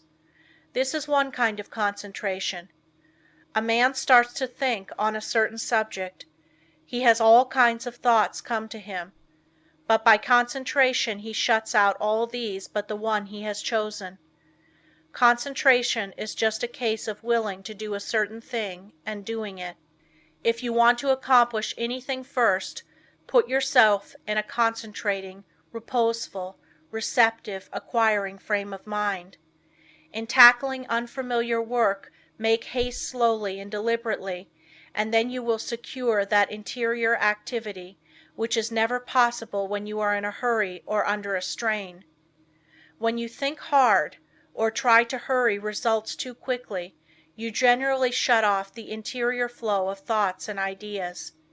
You have often, no doubt, tried hard to think of something but could not, but just as soon as you stopped trying to think of it, it came to you. End of Lesson 8. The Power of Concentration by Theron Q. Dumont. Lesson 9. Concentration can overcome bad habits. Habits make or break us to a far greater extent than we like to admit. Habit is both a powerful enemy and wonderful ally of concentration. You must learn to overcome habits which are injurious to concentration, and to cultivate those which increase it. The large majority of people are controlled by their habits, and are buffeted around by them like waves of the ocean tossing a piece of wood. They do things in a certain way because of the power of habit. They seldom ever think of concentrating on why they do them this way or that, or study to see if they could do them in a better way. Now my object in this chapter is to get you to concentrate on your habits, so you can find out which are good and which are bad for you. You will find that by making a few needed changes, you can make even those that are not good for you of service. The good habits you can make much better. The first thing I want you to realize is that all habits are governed consciously or unconsciously by the will. Most of us are forming new habits all the time. Very often, if you repeat something several times in the same way, you will have formed the habit of doing it that way. But the oftener you repeat it, the stronger that habit grows, and the more deeply it becomes embedded in your nature. After a habit has been in force for a long time, it becomes almost a part of you, and is therefore hard to overcome. But you can still break any habit by strong concentration on its opposite. All our life, so far as it has definite form, is but a mass of habits, practical, emotional, and intellectual, systematically organized, for our weal or woe, and bearing us irresistibly toward our destiny, whatever the latter may be. We are creatures of habits, imitators and copiers of our past selves. We are liable to be bent or curved as we can bend a piece of paper, and each fold leaves a crease, which makes it easier to make the fold there the next time. The intellect and will are spiritual functions, still they are immersed in matter, and to every moment of theirs corresponds a movement in the brain, that is, in their material correlative. This is why habits of thought and habits of willing can be formed. All physical impressions are the carrying out of the actions of the will and intellect. Our nervous systems are what they are today because of the way they have been exercised. As we grow older, most of us become more and more like automatic machines. The habits we have formed increase in strength. We work in our old characteristic way. Your associates learn to expect you to do things in a certain way. So you see that your habits make a great difference in your life, and as it is just about as easy to form good habits as it is bad, you should form only the former. No one but yourself is responsible for your habits. You are free to form the habits that you should, and if everyone could realize the importance of forming the right kind of habits, what a different world this would be. How much happier everyone would be. Then all instead of the few might win success. Habits are formed more quickly when we are young, but if we have already passed the youthful plastic period, the time to start to control our habits is right now, as we will never be any younger. You will find the following maxims worth remembering. First maxim: we must make our nervous system our ally instead of our enemy. Second maxim: in the acquisition of a new habit, as in the leaving off of an old one, we must take care to launch ourselves with as strong and decided an initiative as possible.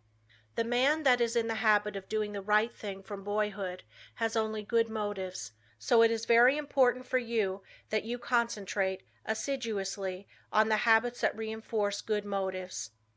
Surround yourself with every aid you can. Don't play with fire by forming bad habits. Make a new beginning today. Study why you have been doing certain things. If they are not for your good, shun them henceforth. Don't give in to a single temptation, for every time you do, you strengthen the chain of bad habits. Every time you keep a resolution, you break the chain that enslaves you. Third maxim: never allow an exception to occur till the new habit is securely rooted in your life. Here is the idea: you never want to give in until the new habit is fixed, else you undo all that has been accomplished by previous efforts. There are two opposing inclinations. One wants to be firm and the other wants to give in.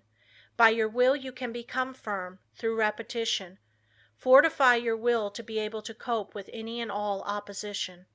Fourth maxim: seize the very first possible opportunity to act on every resolution you make, and on every emotional prompting you may experience in the direction of the habits you aspire to gain. To make a resolve and not to keep it is of little value, so by all means keep every resolution you make, for you not only profit by the resolution, but it furnishes you with an exercise that causes the brain cells and physiological correlatives to form the habit of adjusting themselves to carry out resolutions. A tendency to act becomes efficiently ingrained in us in proportion to the uninterrupted frequency with which the actions actually occur, and the brain grows to their use. When a resolve or a fine glow of feeling is allowed to evaporate without bearing fruit, it is worse than a chance lost. If you keep your resolutions, you form a most valuable habit. If you break them, you form a most dangerous one. So concentrate on keeping them, whether important or unimportant, and remember it is just as important for this purpose to keep the unimportant, for by so doing you are forming a habit. Fifth maxim: keep the faculty of effort alive in you by a little gratuitous exercise every day. The more we exercise the will, the better we can control our habits. Every few days do something for no other reason than its difficulty, so that when the hour of dire need draws nigh, it may find you not unnerved or untrained to stand the test. Asceticism of this sort is like the insurance which a man pays on his house and goods. The tax does him no good at the time, and possibly may never bring him a return, but if the fire does come, his having paid it will be his salvation from ruin. So with the man who has daily insured himself to habits of concentrated attention, energetic volation, and self-denial in unnecessary things. He will stand like a tower when everything rocks around him, and his softer fellow mortals are winnowed like chaff in the blast. The young should be made to concentrate on their habits, and be made to realize that if they don't, they become walking bundles of injurious habits. Youth is the plastic state, and should be utilized in laying the foundation for a glorious future. The great value of habit for good and evil cannot be overestimated. Habit is the deepest law of human nature. No man is stronger than his habits, because his habits either build up his strength or decrease it. Why we are creatures of habits. Habits have often been called a labor-saving invention, because when they are formed they require less of both mental and material strength. The more deeply the habit becomes ingrained, the more automatic it becomes. Therefore, habit is an economizing tendency of our nature, for if it were not for habit, we should have to be more watchful. We walk across a crowded street. The habit of stopping and looking prevents us from being hurt. The right kind of habits keep us from making mistakes and mishaps. It is a well-known fact that the chauffeur is not able to master his machine safely until he has trained his body in a habitual way. When an emergency comes, he instantly knows what to do. Where safety depends on quickness, the operator must work automatically. Habits mean less risk, less fatigue, and greater accuracy. You do not want to become a slave to habits of a trivial nature. For instance, Wagner required a certain costume before he could compose corresponding parts of his operas. Schiller could never write with ease unless there were rotten apples in the drawer of his desk, from which he could now and then obtain an odor which seemed to him sweet. Gladstone had different desks for his different activities, so that when he worked on Homer, he never sat among habitual accompaniments of his legislative labors. In order to overcome undesirable habits, two things are necessary. You must have trained your will to do what you want it to do, and the stronger the will, the easier it will be to break a habit. Then you must make a resolution to do just the opposite of what the habit is. Therefore, one habit must replace another. If you have a strong will, you can tenaciously and persistently concentrate on removing the bad habit, and in a very short time the good habit will gain the upper hand. I will bring this chapter to a close by giving Dr. Oppenheim's instructions for overcoming a habit. If you want to abolish a habit, and its accumulated circumstances as well, you must grapple with the matter as earnestly as you would with a physical enemy. You must go into the encounter with all tenacity of determination, with all fierceness of resolve, yea, even with a passion for success that may be called vindictive. No human enemy can be insidious, so persevering, as unrelenting as an unfavorable habit. It never sleeps, it needs no rest. It is like a parasite that grows with the growth of the supporting body, and like a parasite, it can best be killed by violent separation and crushing. When life is stormy and all seems against us, that is when we often acquire wrong habits, and it is then that we have to make a gigantic effort to think and speak as we should, and even though we may feel the very reverse at that moment, the tiniest effort will be backed up by a tremendous power and will lift us to a realization never felt before. It is not in the easy, contented moments of our life that we make our greatest progress, for then it requires no special effort to keep in tune. But it is when we are in the midst of trials and misfortunes, when we think we are sinking, being overwhelmed, then it is important for us to realize that we are linked to a great power, and if we live as we should, there is nothing that can occur in life which could permanently injure us, nothing can happen that should disturb us. So always remember you have within you unlimited power, ready to manifest itself in the form which fills our need at the moment. If when we have something difficult to solve, we would be silent like the child, we can get the inspiration when it comes. We will know how to act. We will find there is no need to hurry or disturb ourselves. That it is always wiser to wait for guidance from within than to act on impulse from without. Lesson 10. Business results through concentration. A successful business is not usually the result of chance. Neither is a failure the result of luck. Most failures could be determined in advance if the founders had been studied. It is not always possible to start a money-making business at the start. Usually a number of changes have to be made. Plans do not work out as their creators thought they would. They may have to be changed a little, broadened it may be, here and there, and as you broaden your business, you broaden your power to achieve. You gain an intense and sustained desire to make your business a success. When you start a business, you may have but a vague notion of the way you will conduct it. You must fill in the details as you go along. You must concentrate on these details. As you straighten out one after another, others will require attention. In this way you cover the field of the first endeavor and new opportunities open up for you. When you realize one desire, another comes. But if you do not fulfill the first desire, you will not the second. The person that does not carry his desires into action is only a dreamer. Desire is a great creative force, if it is pure, intense, and sustained. It is our desires that keep stirring us up to action, and they will strengthen and broaden you if you make them materialize. Every man who achieves success deserves it. When he first started out, he did not understand how to solve the problems that afterwards presented themselves. But he did each thing as it came up in the very best way that he could, and this developed his power of doing bigger things. We become masters of business by learning to do well whatever we attempt. The man that has thorough knowledge of his business can of course direct it much more easily and skillfully than the man who lacks that knowledge. The skilled business director can sit in his private office and still know accurately what is actually being done. He knows what should be done in any given time, and if it is not accomplished, he knows that his employees are not turning out the work that they should. It is then easy to apply the remedy. Business success depends on well-concentrated efforts. You must use every mental force you can muster. The more these are used, the more they increase. Therefore, the more you accomplish today, the more force you will have at your disposal with which to solve your problems tomorrow.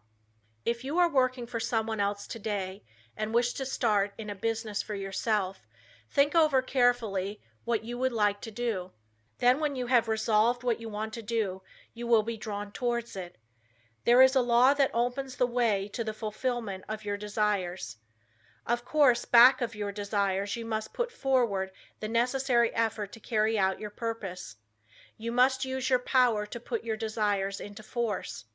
Once they are created and you keep up your determination to have them fulfilled, you both consciously and unconsciously work toward their materialization. Set your heart on your purpose, concentrate your thought upon it, direct your efforts with all your intelligence, and in due time you will realize your ambition. Feel yourself a success, believe you are a success, and thus put yourself in the attitude that demands recognition, and the thought current draws to you what you need to make you a success. Don't be afraid of big undertakings. Go at them with grit, and pursue methods that you think will accomplish your purpose. You may not at first meet with entire success, but aim so high that if you fall a little short, you will still have accomplished much. What others have done, you can do. You may even do what others have been unable to do. Always keep a strong desire to succeed in your mind. Be in love with your aim and work, and make them, as far as possible, square with the rule of the greatest good to the greatest number, and your life cannot be a failure. The successful business attitude must be cultivated to make the most out of your life, the attitude of expecting great things from both yourself and others. It alone will often cause men to make good, to measure up to the best that is in them. It is not the spasmodic spurts that count on a long journey, but the steady efforts. Spurts fatigue and make it hard for you to continue. Rely on your own opinion. It should be as good as anyone else's. When once you reach a conclusion, abide by it. Let there be no doubt or wavering in your judgment. If you are uncertain about every decision you make, you will be subject to harassing doubts and fears which will render your judgment of little value. The man that decides according to what he thinks right and who learns from every mistake acquires a well-balanced mind that gets the best results. He gains the confidence of others. He is known as the man that knows what he wants, and not as the one that is as changeable as the weather. The man of today wants to do business with the man that he can depend upon. Uncertainties in the business world are meeting with more disfavor. Reliable firms want to do business with men of known qualities, with men of firmness, judgment and reliability. So if you wish to start in business for yourself, your greatest asset, with the single exception of a sound physique, is that of a good reputation. A successful business is not hard to build if we can concentrate all our mental forces upon it. It is the man that is unsettled because he does not know what he wants that goes to the wall. We hear persons say that business is trying on the nerves, but it is the unsettling elements of fret and worry and suspense that are nerve exhausting, and not the business. Executing one's plans may cause fatigue, enjoyment comes with rest. If there has not been any unnatural strain, the recuperative powers replace what energy has been lost. By attending to each day's work properly, you develop the capacity to do a greater work tomorrow. It is this gradual development that makes possible the carrying out of big plans. The man that figures out doing something each hour of the day gets somewhere. At the end of each day you should be a step nearer your aim. Keep the idea in mind that you mean to go forward, that each day must mark an advance, and forward you will go. You do not even have to know the exact direction, so long as you are determined to find the way. But you must not turn back once you have started. Even the brilliant men's conceptions of the possibilities of their mental forces are so limited and below their real worth that they are far more likely to belittle their possibilities than they are to exaggerate them. You don't want to think that an aim is impossible because it has never been realized in the past. Every day someone is doing something that was never done before. We are pushing ahead faster. Formerly it took decades to build up a big business, but today it is only but a matter of years, sometimes of months. Plan each day's activities carefully and you can reach any height you aim at. If each thing you do is done with concise and concentrated thought, you will be able to turn out an excellent quality and a large quantity of work. Plan to do so much work during the day, and you will be astonished to see how much more you will do than on other days when you had not decided on any certain amount. I have demonstrated that the average business working force could do the same amount of work in 6 hours that they now do in 8, without using up any more energy. Never start to accomplish anything in an indecisive, indefinite, uncertain way. Tackle everything with a positiveness and an earnestness that will concentrate your mind and attract the very best associated thoughts. You will in a short time find that you will have extra time for planning bigger things. The natural leader always draws to himself, by the law of mental attraction, ideas in his chosen subject that have never been conceived by others. This is of the greatest importance and help. If you are properly trained, you benefit much by others' thoughts, and providing you generate from within yourself something of value, they will benefit from yours. We are heirs of all the ages, but we must know how to use our inheritance. The confident, pushing, hopeful, determined man influences all with whom he associates, and inspires the same qualities in them. You feel that his is a safe example to follow, and he rouses the same force within you that is pushing him onward and upward. One seldom makes a success of anything that he goes at in a listless, spiritless way. To build up a business you must see it expanding in your mind before it actually takes tangible shape. Every great task that has ever been accomplished has first been merely a vision in the mind of its creator. Detail after detail has had to be worked out in his mind from his first faint idea of the enterprise. Finally a clear idea was formed, and then the accomplishment, which was only the material result of the mental concept, followed. The up-to-date business man is not content to build only for the present, but is planning ahead. If he does not, he will fall behind his competitor who is. What we are actually doing today was carefully thought out and planned by others in the past. All progressive businesses are conducted this way. That is why the young business man of today is likely to accomplish more in a few years than his father did in all his life. There is no reason why your work or business should fag you out. When it does, there is something wrong. You are attracting forces and influence that you should not, because you are not in harmony with what you are doing. There is nothing so tiring as to try to do the work for which we are unfitted, both by temperament and training. Each one should be engaged in a business that he loves. He should be furthering movements with which he is in sympathy. He will then only do his best work and take intense pleasure in his business. In this way, while constantly growing and developing his powers, he is at the same time rendering through his work genuine and devoted service to humanity. Business success is not the result of chance, but of scientific ideas and plans carried out by an aggressive and progressive management. Use your mental forces so that they will grow and develop. Remember that everything you do is the result of mental action. Therefore, you can completely control your every action. Nothing is impossible for you. Don't be afraid to tackle a difficult proposition. Your success will depend upon the use you make of your mind. This is capable of wonderful development. See that you make full use of it, and not only develop yourself but your associates. Try to broaden the visions of those with whom you come in contact, and you will broaden your own outlook of life. Are you afraid of responsibilities? In order for the individual soul to develop, you must have responsibilities. You must manifest the omnipotence of the law of supply. The whole world is your legitimate sphere of activity. How much of a conqueror are you? What have you done? Are you afraid of responsibility, or are you ever dodging, flinching, or sidestepping it? If you are not a real man. Your higher self never winces. So be a man and allow the powers of the higher self to manifest, and you will find you have plenty of strength, and you will feel better when you are tackling difficult propositions. End of Lesson 10. The Power of Concentration by Theron Q. Dumont. Lesson 11. Concentrate on courage. Courage is the backbone of man. The man with courage has persistence. He states what he believes and puts it into execution. The courageous man has confidence.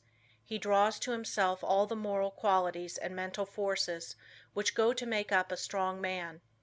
Whereas the man without courage draws to himself all the qualities of a weak man, vacillation, doubt, hesitancy, and unsteadiness of purpose. You can therefore see the value of concentration on courage. It is a most vital element of success.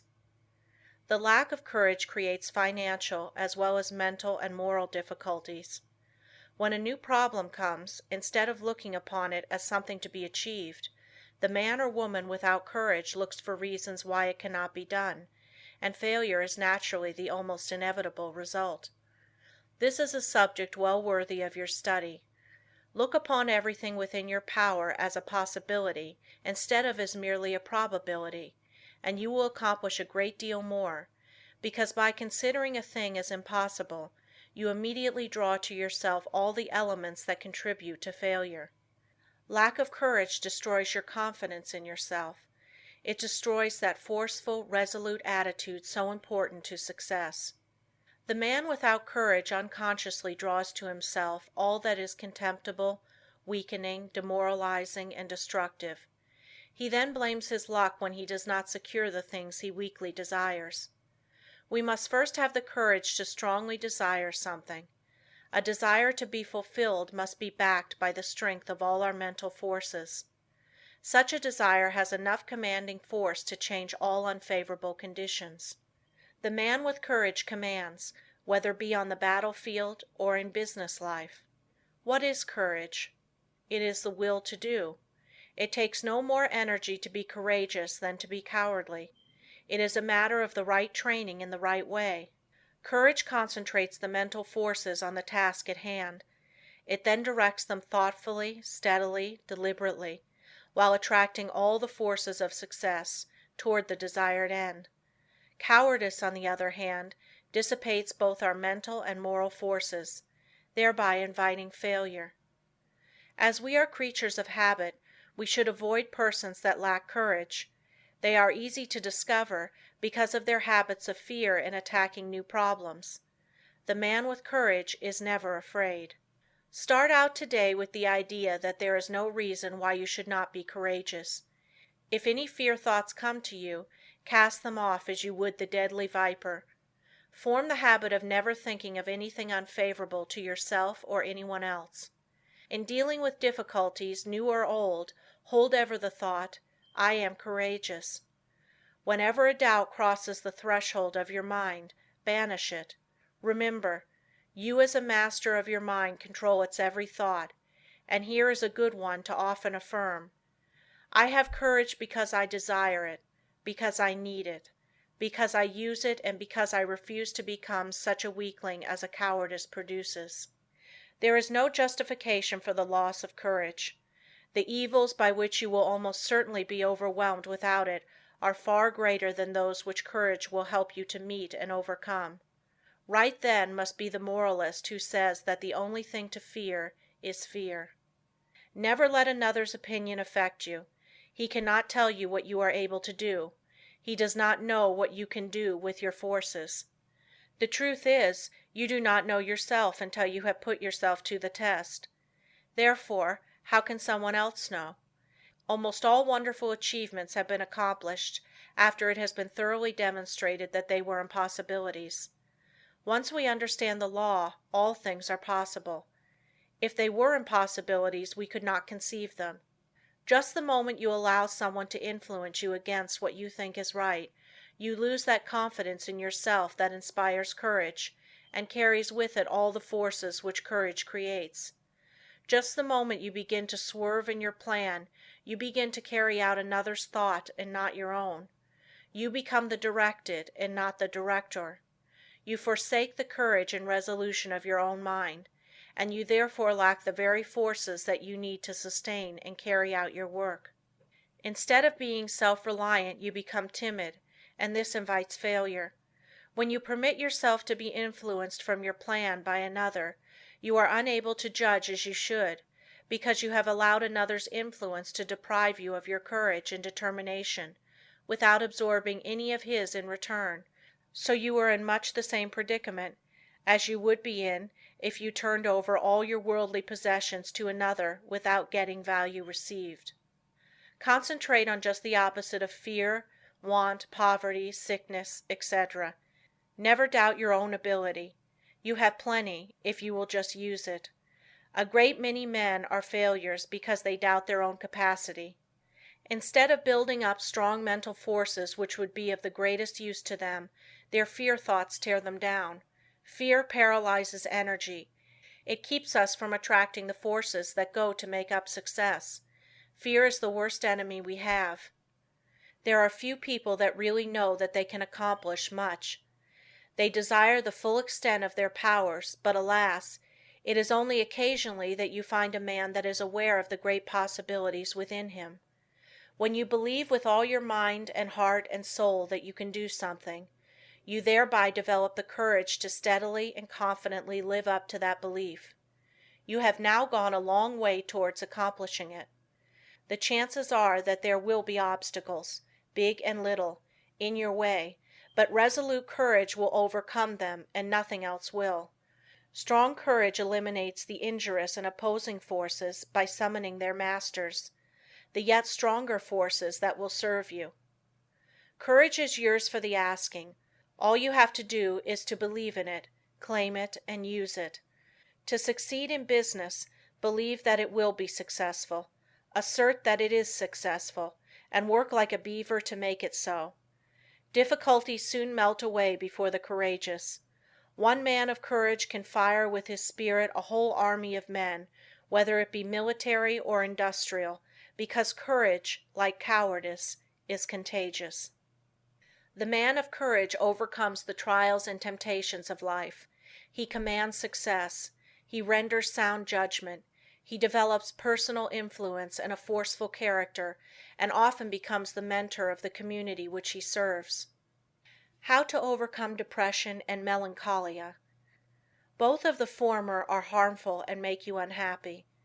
These are states that can be quickly overcome through concentrating more closely on the higher self, for when you do, you cut off the connection with the harmful force currents. You can also drive away moods by simply choosing and fully concentrating on an agreeable subject. Through willpower and thought control we can accomplish anything we want to do. There is wonderful inherent power within us all, and there is never any sufficient cause for fear except ignorance. Every evil is but the product of ignorance, and every one that possesses the power to think has the power to overcome ignorance and evil.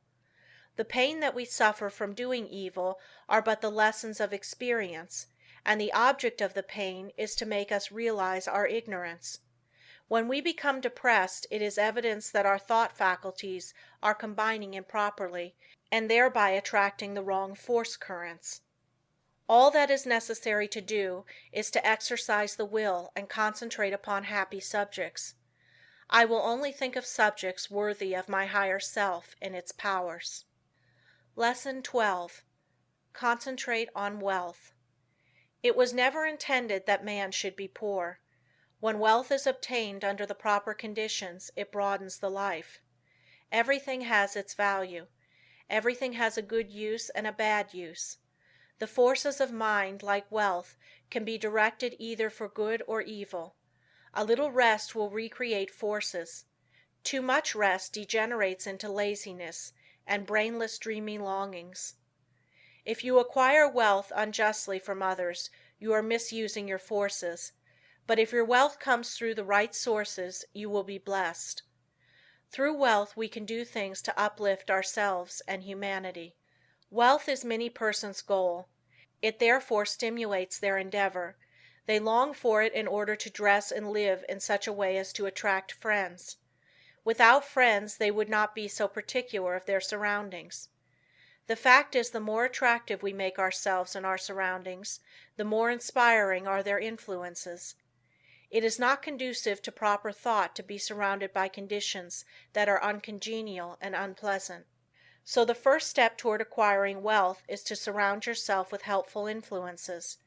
To claim for yourself an environment of culture, place yourself in it and be molded by its influences. Most great men of all ages have been comparatively rich. They have made or inherited money. Without money they could not have accomplished what they did. The man engaged in physical drudgery is not likely to have the same high ideals as the man that can command comparative leisure. Wealth is usually the fruit of achievement. It is not, however, altogether the result of being industrious. Thousands of persons work hard who never grow wealthy. Others with much less effort acquire wealth. Seeing possibilities is another step toward acquiring wealth. A man may be as industrious as he can possibly be, but if he does not use his mental forces, he will be a laborer, to be directed by the man that uses to good advantage his mental forces. No one can become wealthy in an ordinary lifetime by mere savings from earnings. Many scrimp and economize all their lives, but by so doing waste all their vitality and energy. For example, I know a man that used to walk to work. It took him an hour to go and an hour to return. He could have taken a car and gone in 20 minutes. He saved 10 cents a day but wasted an hour and a half. It was not a very profitable investment unless the time spent in physical exercise yielded him large returns in the way of health. The same amount of time spent in concentrated effort to overcome his unfavorable business environment might have firmly planted his feet in the path of prosperity. One of the big mistakes made by many persons of the present generation is that they associate with those who fail to call out or develop the best that is in them. When the social side of life is developed too exclusively, as it often is, and recreation or entertainment becomes the leading motive of a person's life, he acquires habits of extravagance instead of economy, habits of wasting his resources, physical, mental, moral, and spiritual, instead of conserving them. He is, in consequence, lacking in proper motivation. His God-given powers and forces are undeveloped, and he inevitably brings poor judgment to bear upon all the higher relationships of life. While as to his financial fortunes, he is ever the leaner, often a parasite, and always, if opportunity affords, as heavy a consumer as he is a poor producer. It seems a part of the tragedy of life that these persons have to be taught such painful lessons before they can understand the forces and laws that regulate life. Few profit by the mistakes of others. They must experience them for themselves and then apply the knowledge so gained in reconstructing their lives.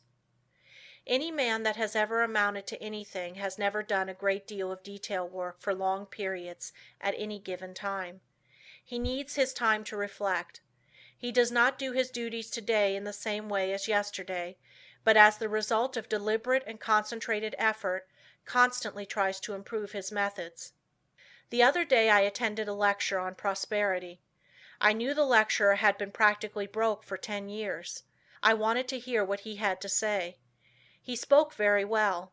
He no doubt benefited some of his hearers, but he had not profited by his own teachings. I introduced myself and asked him if he believed in his maxims. He said he did. I asked him if they made him prosperous. He said not exactly. I asked him why. He answered that he thought he was fated not to experience prosperity. In half an hour I showed that man why poverty had always been his companion. He had dressed poorly. He held his lectures in poor surroundings. By his actions and beliefs he attracted poverty. He did not realize that his thoughts and his surroundings exercised an unfavorable influence. I said, thoughts are moving forces, great powers. Thoughts of wealth attract wealth. Therefore, if you desire wealth, you must attract the forces that will help you to secure it. Your thoughts attract a similar kind of thoughts. If you hold thoughts of poverty, you attract poverty. If you make up your mind you are going to be wealthy, you will instill this thought into all your mental forces, and you will at the same time use every external condition to help you. Many persons are of the opinion that if you have money, it is easy to make more money. But this is not necessarily true. 90% of the men that start in business fail. Money will not enable one to accumulate much more unless he is trained to seek and use good opportunities for its investment. If he inherits money, the chances are that he will lose it. While if he has made it, he not only knows its value, but has developed the power to use it as well as to make more if he loses it. Business success today depends on foresight, good judgment, grit, firm resolution, and settled purpose. But never forget that thought is as real a force as electricity. Let your thoughts be such that you will send out as good as you receive. If you do not, you are not enriching others, and therefore deserve not to be enriched. The man that tries to get all he can from others for nothing becomes so selfish and mean that he does not even enjoy his own acquisitions. We see examples of this every day. What we take from others will in turn be taken from us. All obligations have to be met fairly and squarely.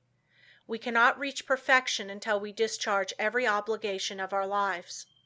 We all realize this, so why not willingly give a fair exchange for all that we receive?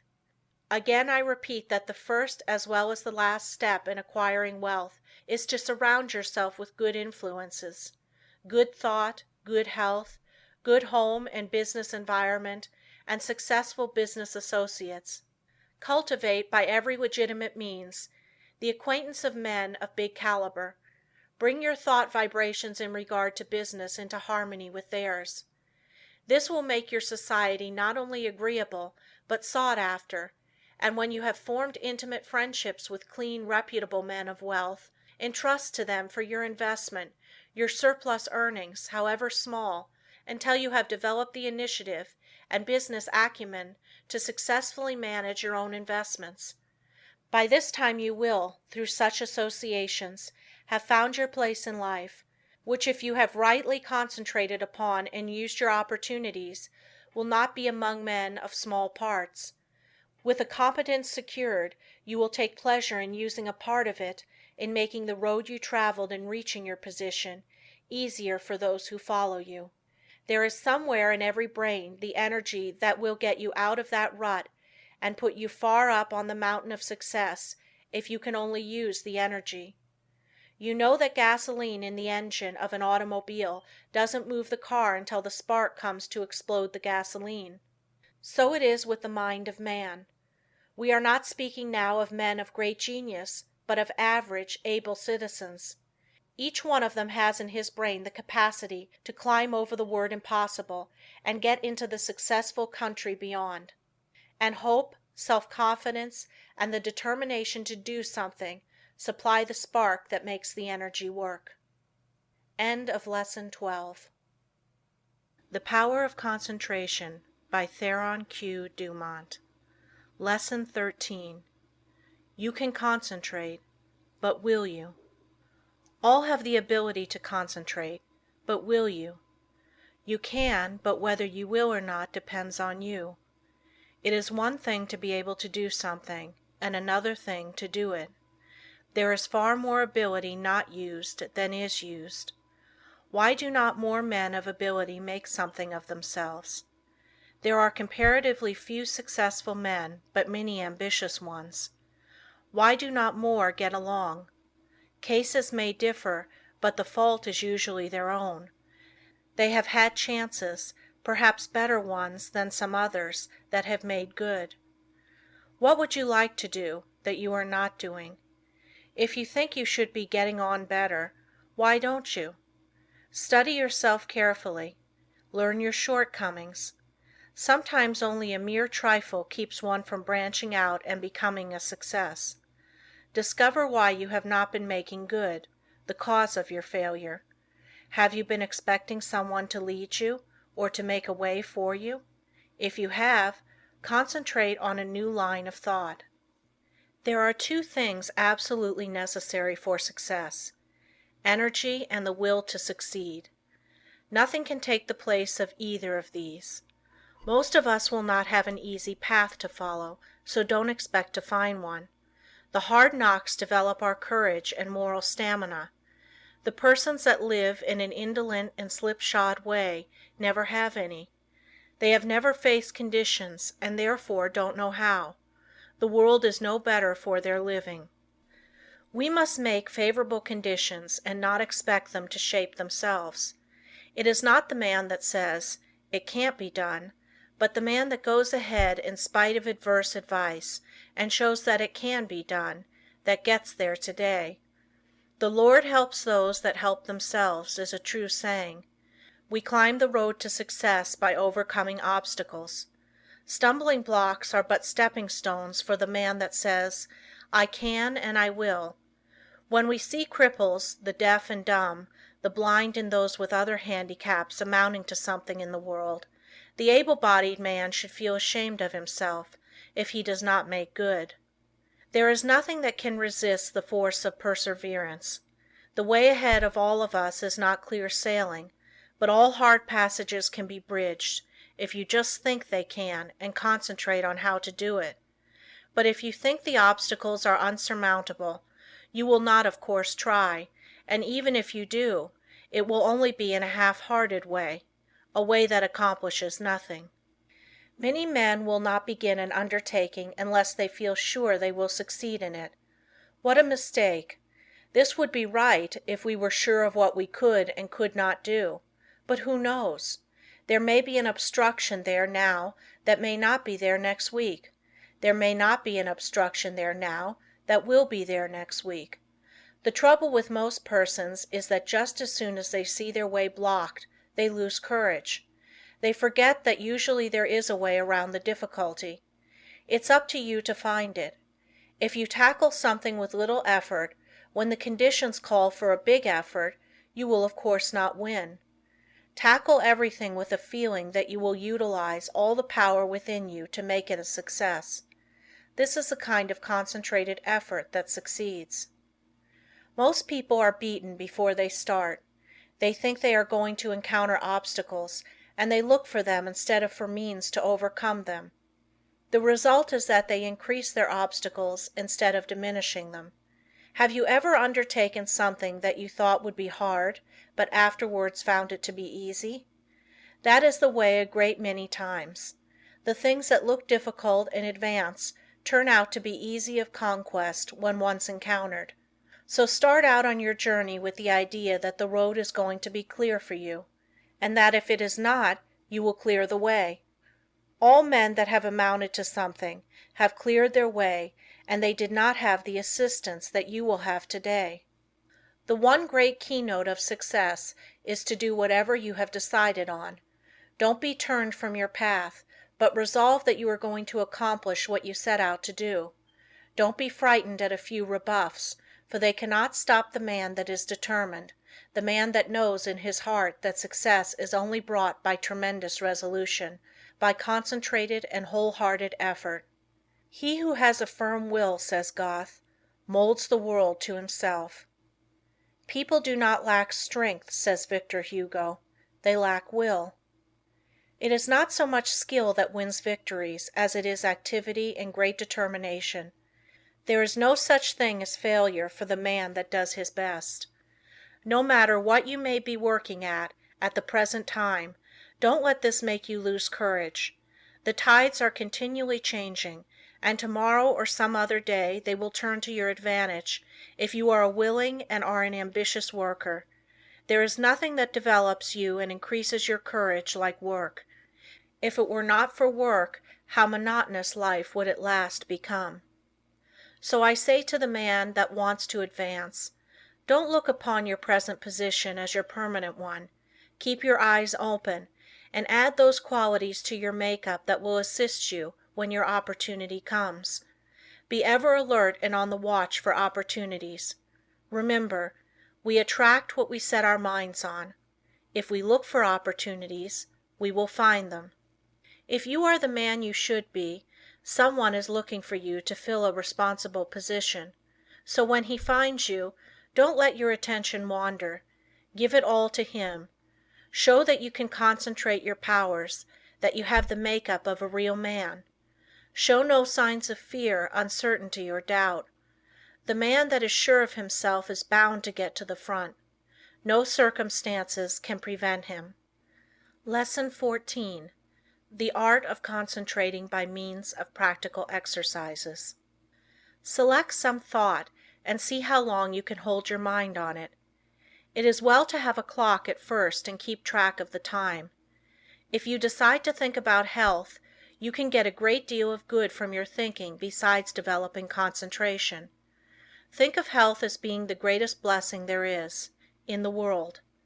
Don't let any other thought drift in. Just the moment one starts to obtrude, make it get out. Make it a daily habit of concentrating on this thought for say 10 minutes. Practice until you can hold it to the exclusion of everything else. You will find it of the greatest value to centralize your thoughts on health. Regardless of your present condition, see yourself as you would like to be and be blind to everything else. You will find it hard at first to forget your ailments, if you have any, but after a short while you can shut out these negative thoughts and see yourself as you want to be. Each time you concentrate, you form a more perfect image of health, and as you come into its realization, you become healthy, strong, and wholesome. I want to impress upon your mind that the habit of forming mental images is of the greatest value. It has always been used by successful men of all ages, but few realize its full importance. Do you know that you are continually acting according to the images you form? If you allow yourself to mold negative images, you unconsciously build a negative disposition. You will think of poverty, weakness, disease, fear, etc. Just as surely as you think of these, will your objective life express itself in a like way. Just what we think, we will manifest in the external world. In deep concentration you become linked with the great creative spirit of the universe, and the creative energy then flows through you, vitalizing your creations into form. In deep concentration your mind becomes attuned with the infinite and registers the cosmic intelligence and receives its messages. You become so full of the cosmic energy that you are literally flooded with divine power. This is a most desired state. It is then we realize the advantages of being connected with the supra-consciousness. The supra-consciousness registers the higher cosmic vibrations. It is often referred to as the wireless station, the message recorded coming from the universal mind. There are very few that reach this stage of concentration. Very few even know that it is possible. They think concentration means limitation to one subject, but this deeper concentration that brings us into harmony with the Infinite is that which produces and maintains health. When you have once come in contact with your supra-consciousness, you become the controller of your human thoughts. That which comes to you is higher than human thoughts. It is often spoken of as cosmic consciousness. Once it is experienced, it is never forgotten. Naturally, it requires a good deal of training to reach this state, but when you do, it becomes easier each time to do, and in the course of time you can become possessed of power which was unknown to you before. You are able to direct the expression of almost infinite power while in this deeper state of concentration. Exercises in concentration. The rays of the sun, when focused upon an object by means of a sunglass, produce a heat many times greater than the scattered rays of the same source of light and heat. This is true of attention. Scatter it and you get but ordinary results. But center it upon one thing and you secure much better results. When you focus your attention upon an object, your every action, voluntary and involuntary, is in the direction of attaining that object. If you will focus your energies upon a thing to the exclusion of everything else, you generate the force that can bring you what you want. When you focus your thought, you increase its strength. The exercises that follow are tedious and monotonous, but useful. If you will persist in them, you will find they are very valuable, as they increase your powers of concentration. Before proceeding with the exercises, I will answer a question that just comes to me. This person says after he works all day, he is too tired to practice any exercise. But this is not true. We will say he comes home all tired out, eats his supper, and sits down to rest. If his work has been mental, the thought which has been occupying his mind returns to him, and this prevents him from securing the rest he needs. It is an admitted fact that certain thoughts call into operation a certain set of brain cells. The other cells, of course, are not busy at that time and are rested. Now, if you take up something that is just different from what you have been doing during the day, you will use the cells that have not done anything and give those that have had work to do a rest. So you should regulate the evenings that you have and call forth an entirely different line of thought so as not to use the cells which you have tired out during the day. If you will center your attention on a new thought, you relieve the old cells from vibrating with excitement, and they get their needed rest. The other cells that have been idle all day want to work, and you will find you can enjoy your evenings while securing needed rest. Once you have learned to master your thoughts, you will be able to change them just as easily as you change your clothes.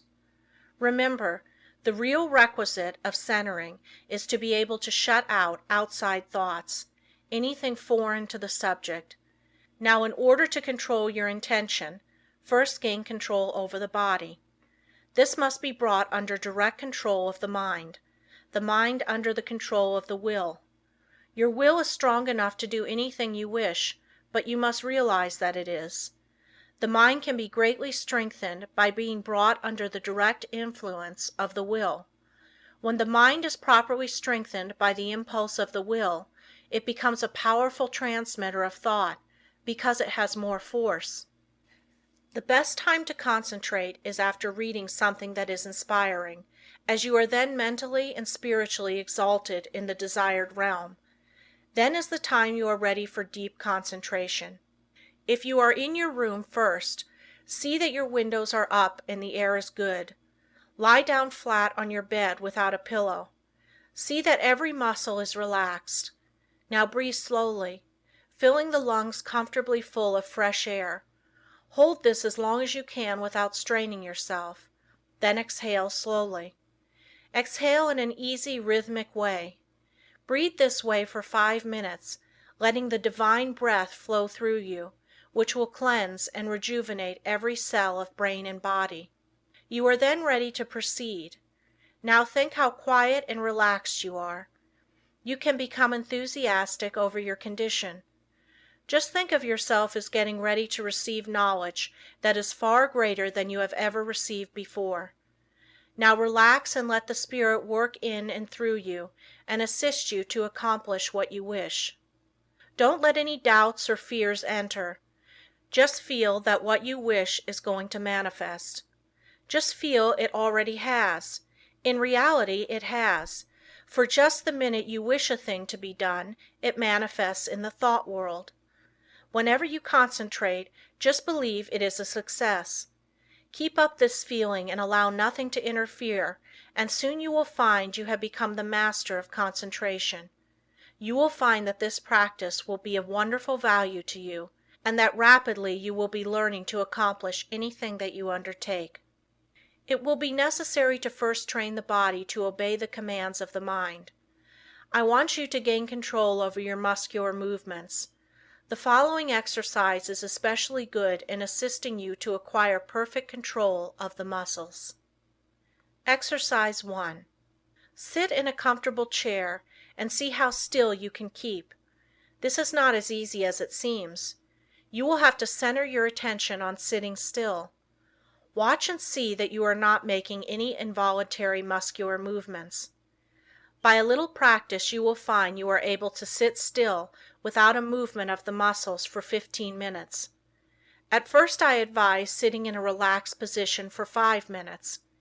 After you are able to keep perfectly still, increase the time to 10 minutes and then to 15. This is as long as it is necessary, but never strain yourself to keep still. You must be relaxed completely. You will find this habit of relaxing is very good. Exercise 2. Sit in a chair with your head up and your chin out, shoulders back. Raise your right arm until it is on the level with your shoulder, pointing to your right. Look around with head only, and fix your gaze on your fingers, and keep the arm perfectly still for 1 minute. Do the same exercise with left arm. When you are able to keep the arm perfectly steady, increase the time until you are able to do this 5 minutes with each arm. Turn the palm of the hand downward when it is outstretched, as this is the easiest position. If you will keep your eyes fixed on the tips of your fingers, you will be able to tell if you are keeping your arm perfectly still. Exercise 3. Fill a small glass of water and grasp it by the fingers. Put the arm directly in front of you. Now fix the eyes upon the glass and try to keep the arm so steady that no movement will be noticeable. Do this first for 1 moment and then increase it to 5. Do the exercise with first one arm and then the other. Exercise 4. Watch yourself during the day and see that your muscles do not become tense or strained. See how easy and relaxed you can keep yourself. See how poised you can be at all times. Cultivate a self-poised manner instead of a nervous, strained appearance. This mental feeling will improve your carriage and demeanor. Stop all useless gestures and movements of the body. These mean that you have not proper control over your body. After you have acquired this control, notice how ill at ease people are that they have not gained this control. I have just been sizing up a salesman that has just left me. Part of his body kept moving all the time. I just felt like saying to him, "Do you know how much better appearance you would make if you would just learn to speak with your voice instead of trying to express what you say with your whole body?" Just watch those that interview you and see how they lack poise. Get rid of any habit you have of twitching or jerking any part of your body. You will find you make many involuntary movements. You can quickly stop any of these by merely centering your attention on the thought, "I will not." If you are in the habit of letting noises upset you, just exercise control. When the door slams or something falls, etc., just think of these as exercises in self-control. You will find many exercises like this in your daily routine. The purpose of the above exercises is to gain control over the involuntary muscular movement, making your actions entirely voluntary. The following exercises are arranged to bring your voluntary muscles under the control of the will, so that your mental forces may control your muscular movements. Exercise 5. Move your chair up to a table, placing your hands upon it, clenching the fists, keeping the back of the hand on the table, and the thumb doubled over the fingers. Now fix your gaze upon the fist for a while, then gradually extend the thumb, keeping your whole attention fixed upon the act, just as if it was a matter of great importance. Then gradually extend your first finger, then your second, and so on, until you open the rest. Then reverse the process, closing first, the last one opened, and then the rest, and finally you will have the fist again in the original position with the thumb closed over the finger. Do this exercise with the left hand. Keep up this exercise first with one hand, and then the other, until you have done it 5 times with each hand. In a few days you can increase it to 10 times. The chances are that the above exercises will at first make you tired, but it is important for you to practice these monotonous exercises so you can train your attention. It also gives you control over your muscular movement. The attention, of course, must be kept closely on each movement of the hand. If it is not, you will of course lose the value of the exercise. Exercise 6. Put the right hand on knee, both fingers and thumb closed, except the first finger, which points out in front of you. Then move the finger slowly from side to side, keeping the attention fixed upon the end of the finger. You can make up a variety of exercises like these. It is good training to plan out different ones. The main point you should keep in mind is that the exercise should be simple and that the attention should be firmly fixed upon the moving part of the body. You will find your attention will not want to be controlled and will try to drift to something more interesting. This is just where these exercises are of value, and you must control your attention and see it is held in the right place and does not wander away. You may think these exercises very simple and of no value, but I promise you in a short time you will notice that you have a much better control over your muscular movements, carriage and demeanor, and that you will find that you have greatly improved your power of attention and can center your thoughts on what you do, which of course will be very valuable. No matter what you may be doing, imagine that it is your chief object in life. Imagine that you are not interested in anything else in the world but what you are doing. Do not let your attention get away from the work you are at.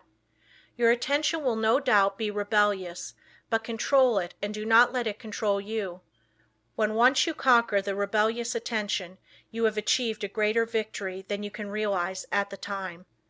Many times afterwards you will be thankful you have learned to concentrate your closest attention upon the object at hand.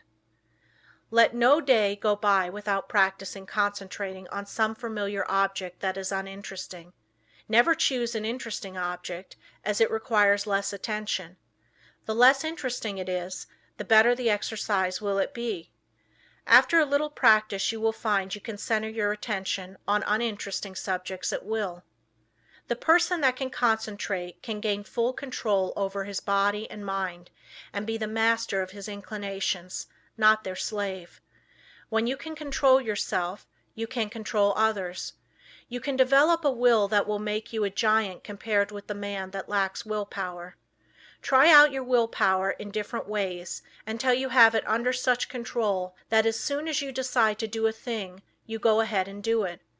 Never be satisfied with the "I did fairly well" spirit, but put forward your best efforts. Be satisfied with nothing else. When you have gained this, you are the man you were intended to be.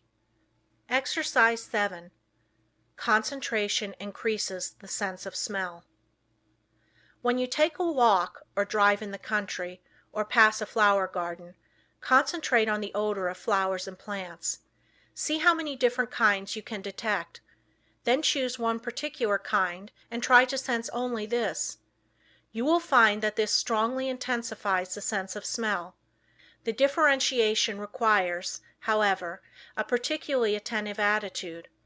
When sense of smell is being developed, you should not only shut out from the mind every thought but that of odor, but you should also shut out cognizance of every odor save that upon which your mind, for the time, is concentrated.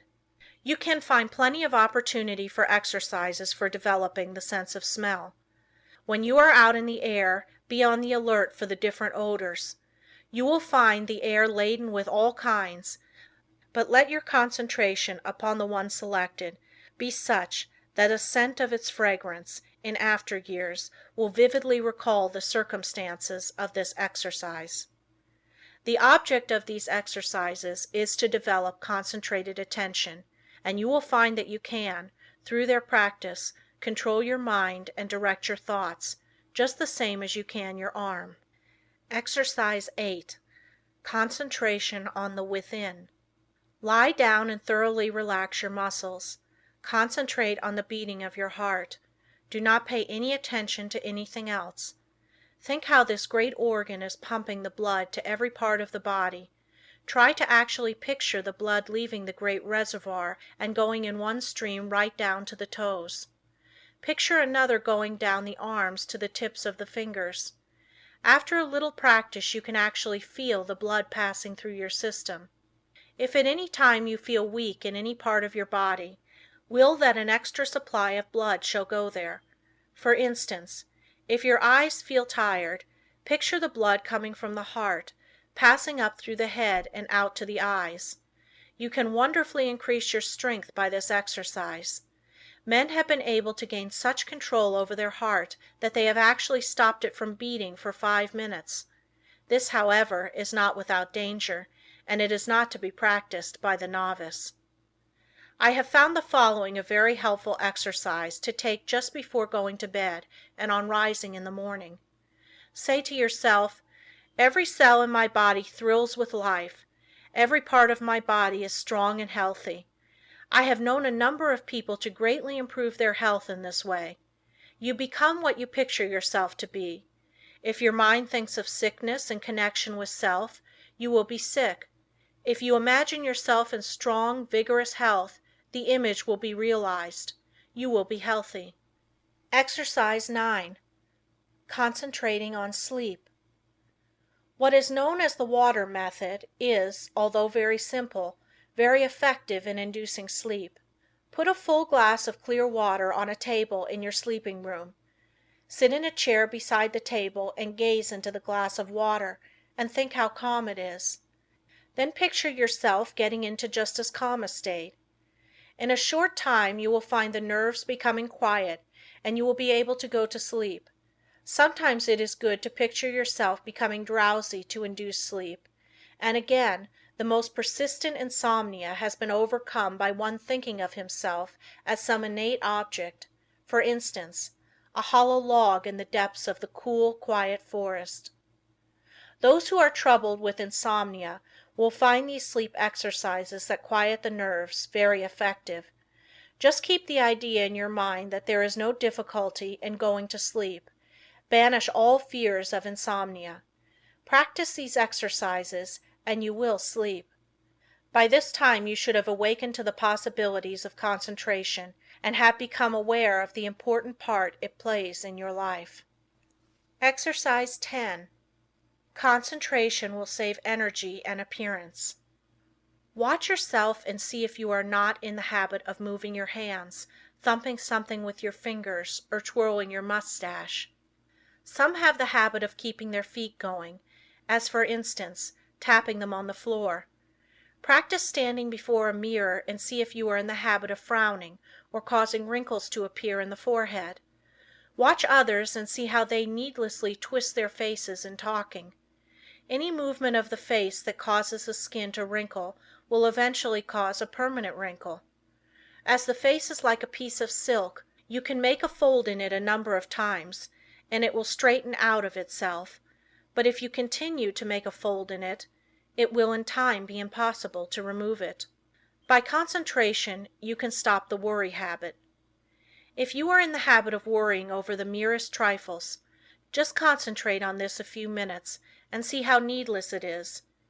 If you are also in the habit of becoming irritable or nervous at the least little thing, check yourself instantly when you feel yourself becoming so. Start to breathe deeply. Say, "I will not be so weak. I am a master of myself," and you will quickly overcome your condition. Exercise 11.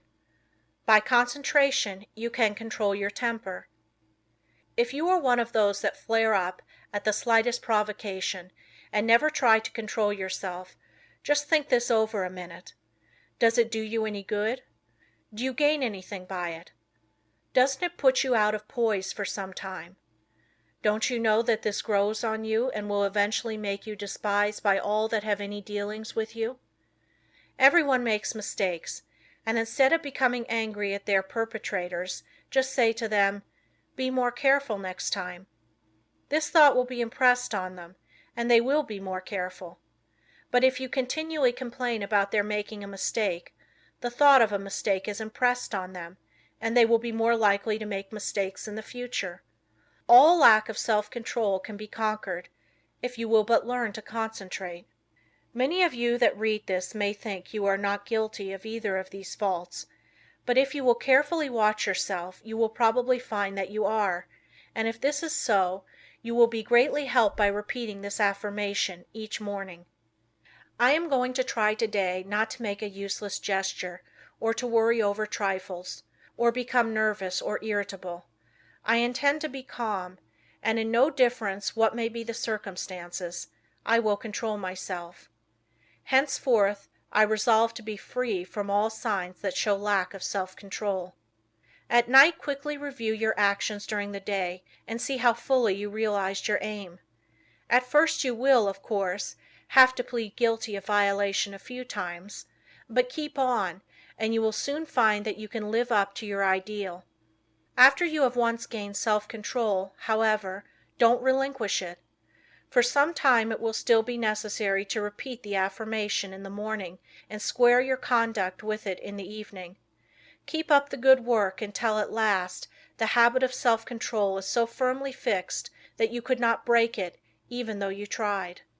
I have had many persons tell me that this affirmation and daily review made a wonderful difference in their lives. You too will notice a difference if you live up to these instructions. Exercise 12. Practice talking before a glass.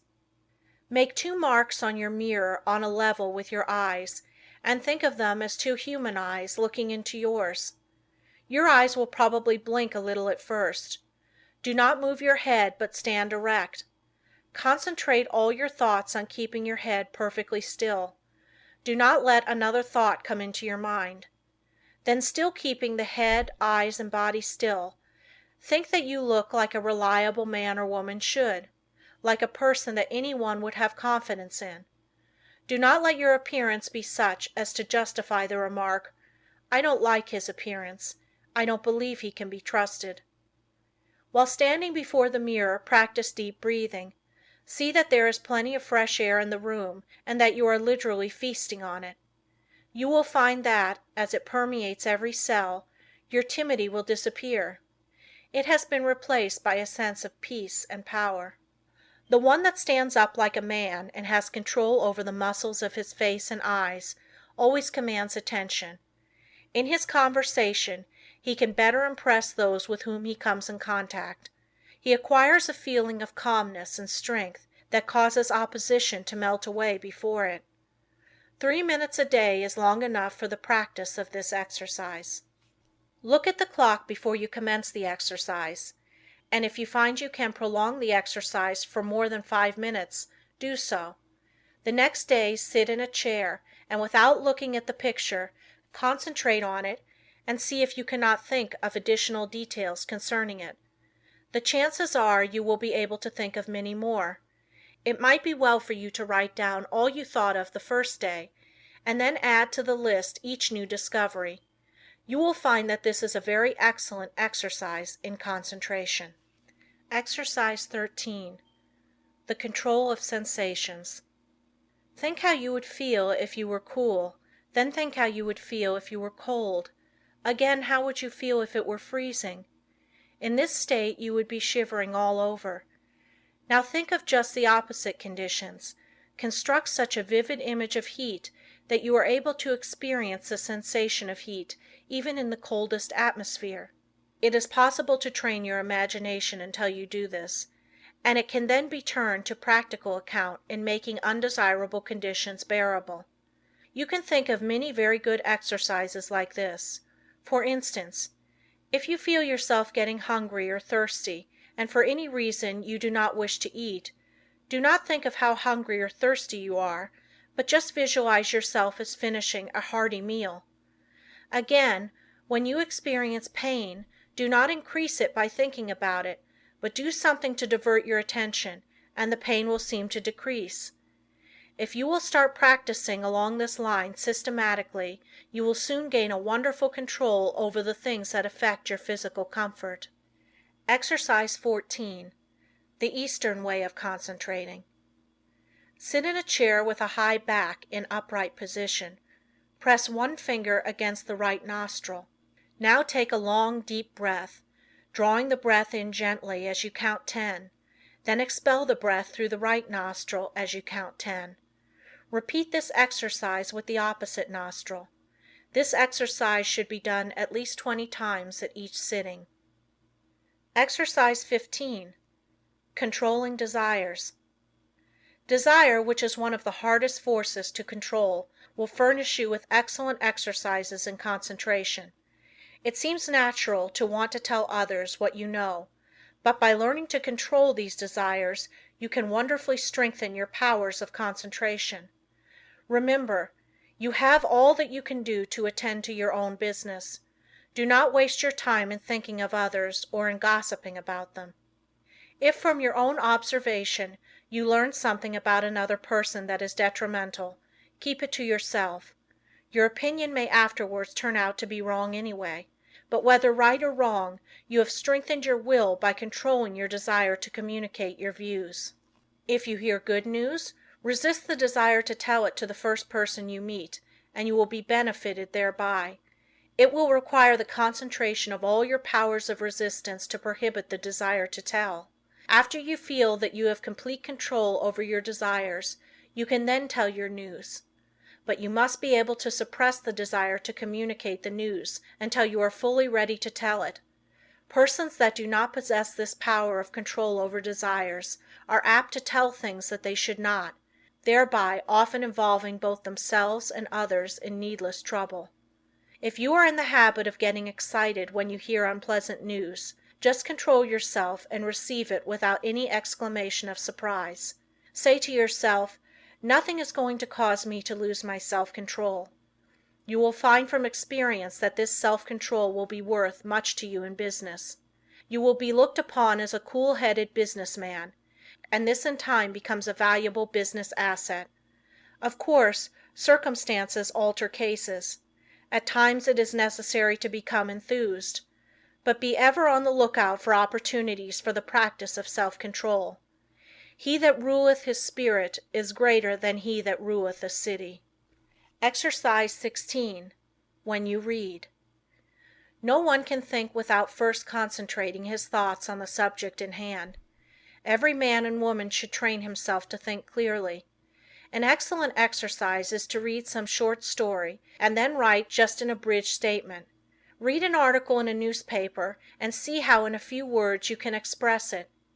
Reading an article to get only the essentials requires the closest concentration. If you are unable to write out what you read, you will know you are weak in concentration. Instead of writing it out, you can express it orally if you wish. Go to your room and deliver it as if you were talking to someone. You will find exercises like this of the greatest value in developing concentration and learning to think. After you have practiced a number of these simple exercises, read a book for 20 minutes and then write down what you have read. The chances are that first you will not remember very many details, but with a little practice you will be able to write a very good account of what you have read. The closer the concentration, the more accurate the account will be. It is a good idea when time is limited to read only a short sentence and then try to write it down word for word. When you are able to do this, Read 2 or more sentences and treat similarly. The practice will produce very good results if you keep it up until the habit is fixed. If you will just utilize your spare time in practicing exercises like those suggested, you can gain wonderful powers of concentration. You will find that in order to remember every word in a sentence, you must keep out every thought but that which you wish to remember, and this power of inhibition alone will more than compensate for the trouble of the exercise. Of course, success in all of the above depends largely upon cultivating, through the closest concentration, the power to image or picture what you read, upon the power, as one writer expresses it, of letting the mountains of which we hear loom before us, and the rivers of which we read roll at our feet. Exercise 17. Concentration overcomes bad habits. If you have a habit that you want to get rid of, shut your eyes and imagine that your real self is standing before you. Now try the power of affirmation. Say to yourself, "You are not a weakling. You can stop this habit if you want to. This habit is bad and you want to break it." Just imagine that you are someone else giving this advice. This is a very valuable practice. You, in time, see yourself as others see you. The habit loses its power over you and you are free. If you will just form the mental image of controlling yourself as another person might, you will take a delight in breaking bad habits. I have known a number of men to break themselves of drinking in this way. Exercise 18. Watch concentration. Sit in a chair and place a clock with the second hand on the table. Follow the second hand with your eyes as it goes around. Keep this up for 5 minutes, thinking of nothing else but the second hand. This is a very good exercise when you only have a few minutes to spare, if you are able to keep every other thought in the stream of consciousness subordinate to it. As there is little that is particularly interesting about the second hand, it is hard to do this, but in the extra effort of willpower required to make it successful lies its value. Always try to keep as still as possible during these exercises. In this way you gain control over nerves, and this quieting effect is very good for them. Exercise 19. Faith concentration. A belief in the power to concentrate is of course very important. I purposely did not put this exercise in the beginning where it naturally belongs, because I wanted you to know that you could learn to concentrate. If you have practiced the above exercises, you have now developed this concentration power to a considerable extent, and therefore you have faith in the power of concentration, but you can still become a much stronger believer in it. We will say that you have some desire or wish you want fulfilled, or that you need some special advice. You first clearly picture what is wanted, and then you concentrate on getting it. Have absolute faith that your desires will be realized. Believe that it will, according to your belief, be fulfilled. Never, at this time, attempt to analyze the belief. You don't care anything about the whys and wherefores. You want to gain the thing you desire, and if you concentrate on it in the right way, you will get it. A caution. Never think you will not succeed, but picture what is wanted as already yours, and yours it surely will be. Self-distrust. Do you ever feel distrust in yourself? If you do, just ask yourself, which self do I mistrust? Then say, my higher self cannot be affected. Then think of the wonderful powers of the higher self. There is a way to overcome all difficulties, and it is a delight for the human soul to do so. Instead of wasting precious thought force by dreading or fearing a disagreeable interview or event, instead devote the time in concentrated thought and how to make the best of the interview or event, and you will find that it will not be as unpleasant as you thought it would be. Most of our troubles are but imaginary, and it is the mental habit of so dreading them that really acts as a magnet in attracting those that really do come. Your evil circumstances are created or attracted by your own negative fears and wrong thoughts, and are a means of teaching you to triumph over all evils, by discovering that which is inherent within yourself. You will find it helpful in overcoming self-distrust to stop and think, why are you concentrating your forces? and by so doing you become more closely attached to the higher self, which never distrusts. End of Lesson 14. A man forgets because he does not concentrate his mind on his purpose, especially at the moment he conceives it. We remember only that which makes a deep impression. Hence we must first deepen our impressions by associating in our minds certain ideas that are related to them. We will say a wife gives her husband a letter to mail. He does not think about it, but automatically puts it in his pocket and forgets all about it. When the letter was given to him, had he said to himself, "I will mail this letter. The box is at the next corner, and when I pass it I must drop this letter," it would have enabled him to recall the letter the instant he reached the mailbox. The same rule holds good in regard to more important things. For example, if you are instructed to drop in and see Mr. Smith while out to luncheon today, you will not forget it. If at the same moment the instruction is given, you say to yourself something similar to the following: "When I get to the corner of Blank Street, on my way to luncheon, I shall turn to the right and call on Mr. Smith." In this way the impression is made, the connection established, and the sight of the associated object recalls the errand. The important thing to do is to deepen the impression at the very moment it enters your mind. This is made possible not only by concentrating the mind upon the idea itself, but by surrounding it with all possible association of ideas, so that each one will reinforce the others. The mind is governed by laws of association, such as the law that ideas which enter the mind at the same time emerge at the same time, one assisting in recalling the others. The reason why people cannot remember what they want to is that they have not concentrated their minds sufficiently on their purpose at the moment when it was formed. You can train yourself to remember in this way by the concentration of the attention on your purpose, in accordance with the laws of association. When once you form this habit, the attention is easily centered and the memory easily trained. Then your memory, instead of failing you at crucial moments, becomes a valuable asset in your everyday work. Exercise in memory concentration. Select some picture, put it on a table, and then look at it for 2 minutes. Concentrate your attention on this picture, observe every detail, then shut your eyes and see how much you can recall about it. Think of what the picture represents, whether it is a good subject, whether it looks natural. Think of objects in foreground, middle ground, background, of details of color and form. Now open your eyes and hold yourself rigidly to the correction of each and every mistake.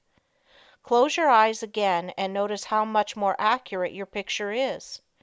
Practice until your mental image corresponds in every particular to the original. Nature is a wonderful instructor. But there are very few who realize that when we get in touch with nature, we discover ourselves. That by listening to her voice, with that curious inner sense of ours, we learn the oneness of life and wake up to our own latent powers.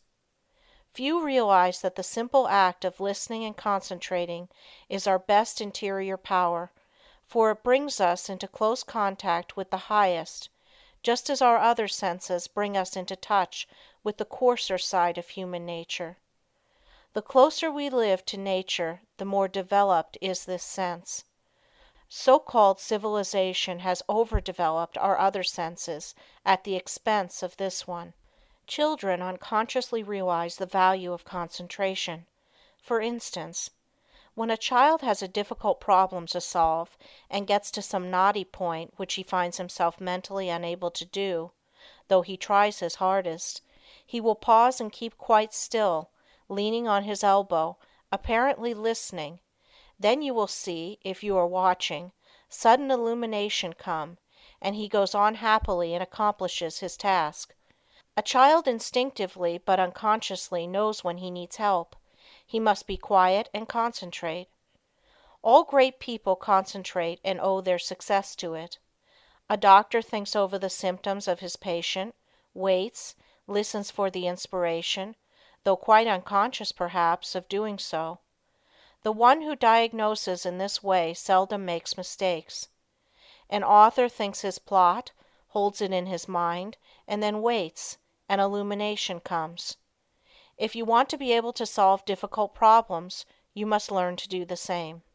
Lesson 16. How concentrating can fulfill your desire.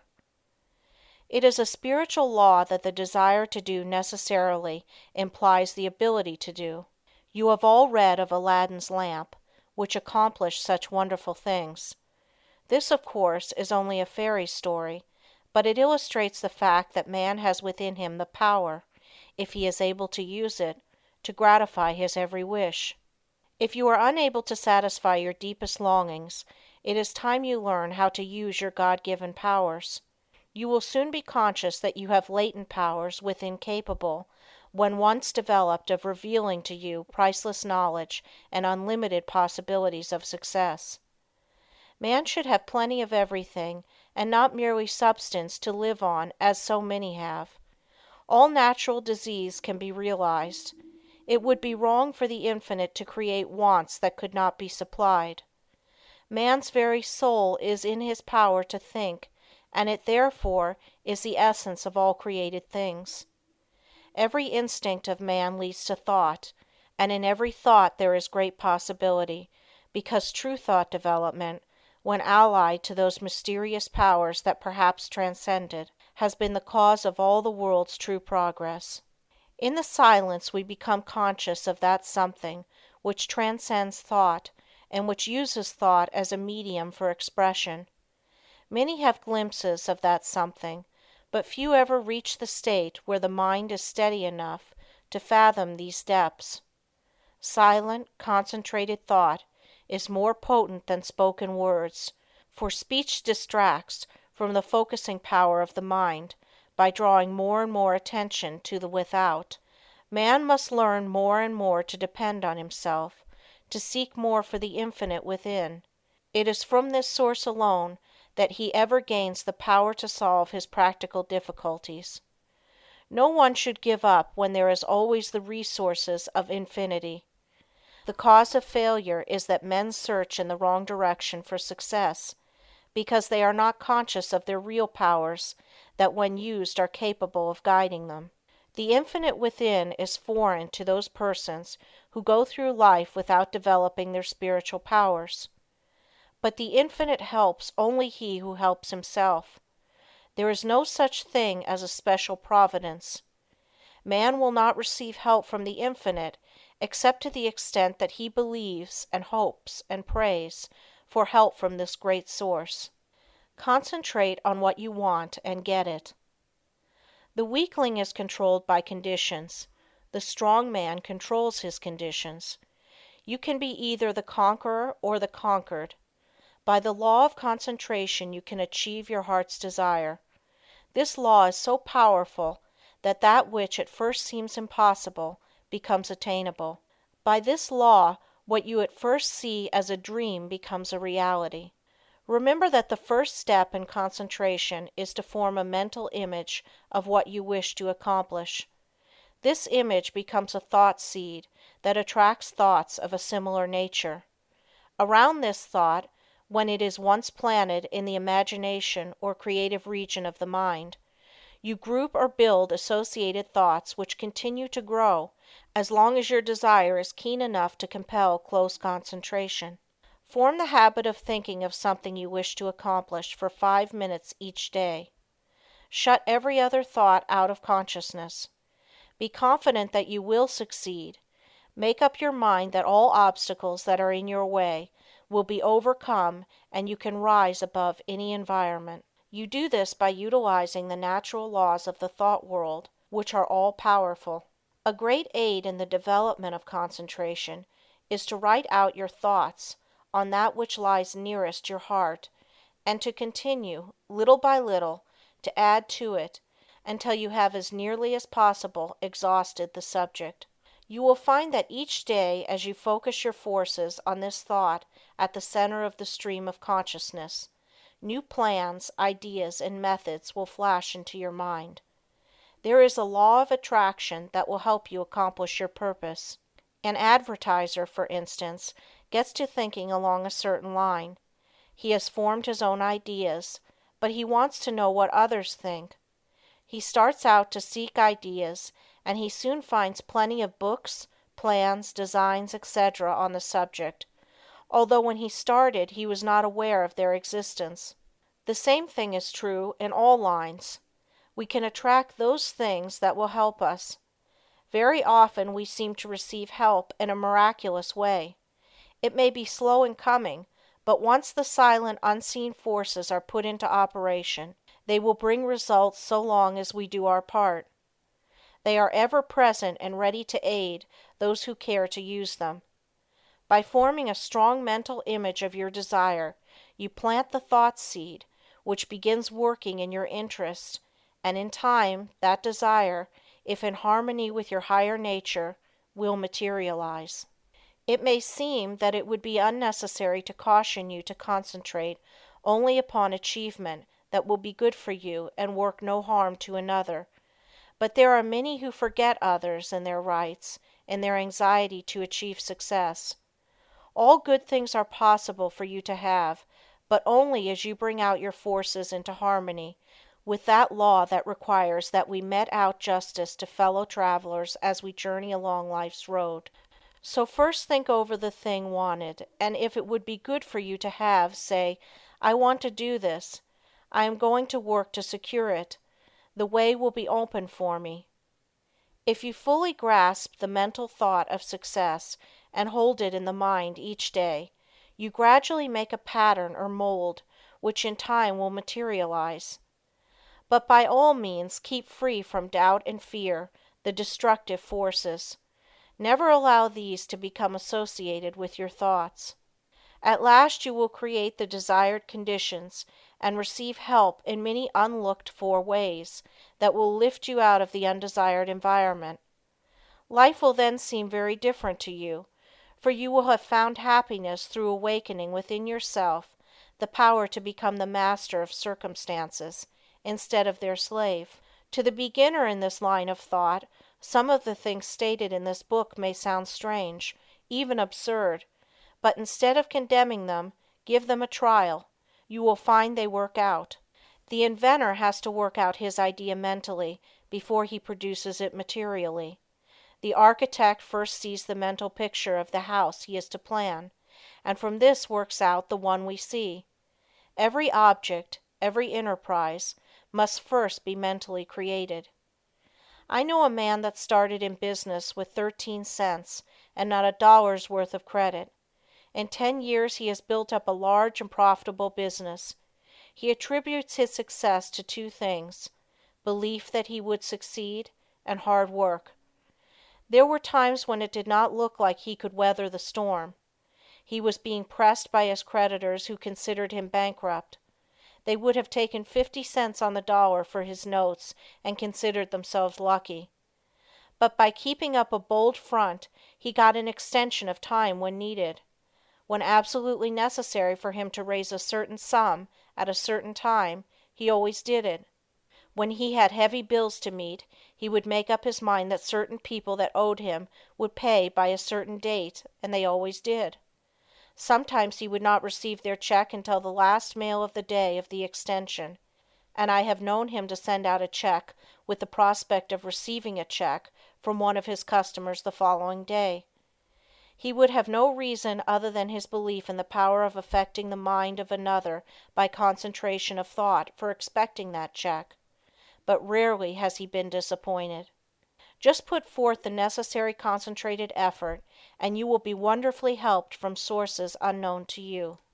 Remember the mystical words of Jesus, the Master: "Whatsoever thing ye desire when ye pray, pray as if ye had already received, and ye shall have."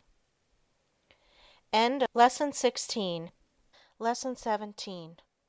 Ideals developed by concentration. Through our paltry stir and strife glows the wished ideal, and longing molds in clay what life carves in the marble real. Lowell. We often hear people spoken of as idealists.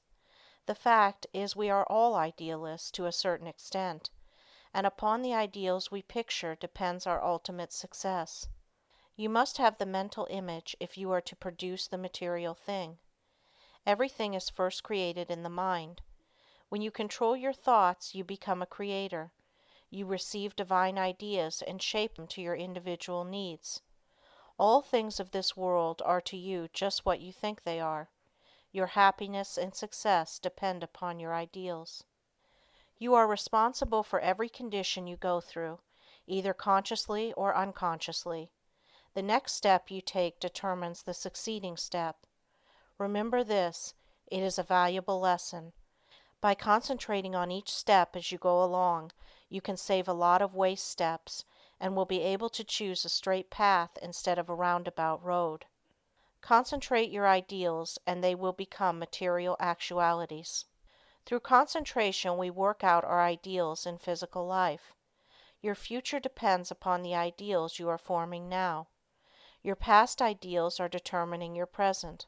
Therefore, if you want a bright future, you must begin to prepare for it today. If persons could only realize that they can only injure themselves, that when they are apparently injuring others they are really injuring themselves, what a different world this would be. We say a man is as changeable as the weather. What is meant is his ideals change. Every time you change your ideal, you think differently. You become like a rudderless boat on an ocean. Therefore, realize the importance of holding to your ideal until it becomes a reality. You get up in the morning determined that nothing will make you lose your temper. This is your ideal of a person of real strength and poise. Something takes place that upsets you completely, and you lose your temper. For the time being, you forget your ideal. If you had just thought a second of what a well-poised person implies, you would not have become angry. You lose your poise when you forget your ideal. Each time we allow our ideals to be shattered, we also weaken our willpower. Holding to your ideals develops willpower. Don't forget this. Why do so many men fail? Because they don't hold to their ideal until it becomes a mental habit. When they concentrate on it, to the exclusion of all other things, it becomes a reality. I am that which I think myself to be. Ideals are reflected to us from the unseen spirit. The laws of matter and spirit are not the same. One can be broken, but not the other. To the extent that ideals are kept is your future assured. It was never intended that man should suffer. He has brought it upon himself by disobeying the laws of nature. He knows them so cannot plead ignorance. Why does he break them? Because he does not pay attention to those ideals flashed to him from the Infinite Spirit. Life is but one continuous unfoldment, and you can be happy every step of the way, or miserable, as you please. It all depends upon how we entertain those silent whisperings that come from we know not where. We cannot hear them with mortal ear, but from the silence they come as if they were dreams, not to you or me alone, but to everyone. In this way the grandest thoughts come to us, to use or abuse. So search not in treasured volumes for noble thoughts, but within, and bright and glowing vision will come to be realized now and hereafter. You must give some hours to concentrated, consistent, persistent thought. You must study yourself and your weaknesses. No man gets over a fence by wishing himself on the other side. He must climb. No man gets out of the rut of dull, tiresome, monotonous life by merely wishing himself out of the rut. He must climb. If you are standing still or going backward, there is something wrong. You are the man to find out what is wrong. Don't think that you are neglected, or not understood, or not appreciated. Such thoughts are the thoughts of failure. Think hard about the fact that men who have got what you envy got it by working for it. Don't pity yourself, criticize yourself. You know that the only thing in the world that you have got to count upon is yourself. Lesson 18. Mental Control Through Creation. I attended a banquet of inventors recently. Each inventor gave a short talk on something he thought would be accomplished in the future. Many very much needed things were spoken of. One inventor spoke of the possibilities of wireless telephone. Distance, he said, would shortly be annihilated. He thought we would soon be able to talk to the man in the submarine 40 fathoms below the surface and 1,000 miles away. When he got through, he asked if there were any that doubted what he said. No one spoke up. This was not a case of tactful politeness, as inventors like to argue, but a case where no one present really doubted that the inventor's vision would, in the future, materialize. These shrewd men, some real geniuses, all thought we would in time be able to talk to those 1,000 miles away without media. Now, if we can make an instrument so wonderful that we can send wireless messages 1,000 miles, is there any reason why we should not, through mental control, transmit messages from one person to another? The wireless message should not be as easy to send as the projected thought. The day will come when all business will employ highly developed persons to send out influences. These influences will be so dominating that employees will be partly controlled by them, and so you will profit more and more by your mental powers and depend on them to draw you to all forces of a helping nature. You will be constantly sending out suggestions to your employees and friends.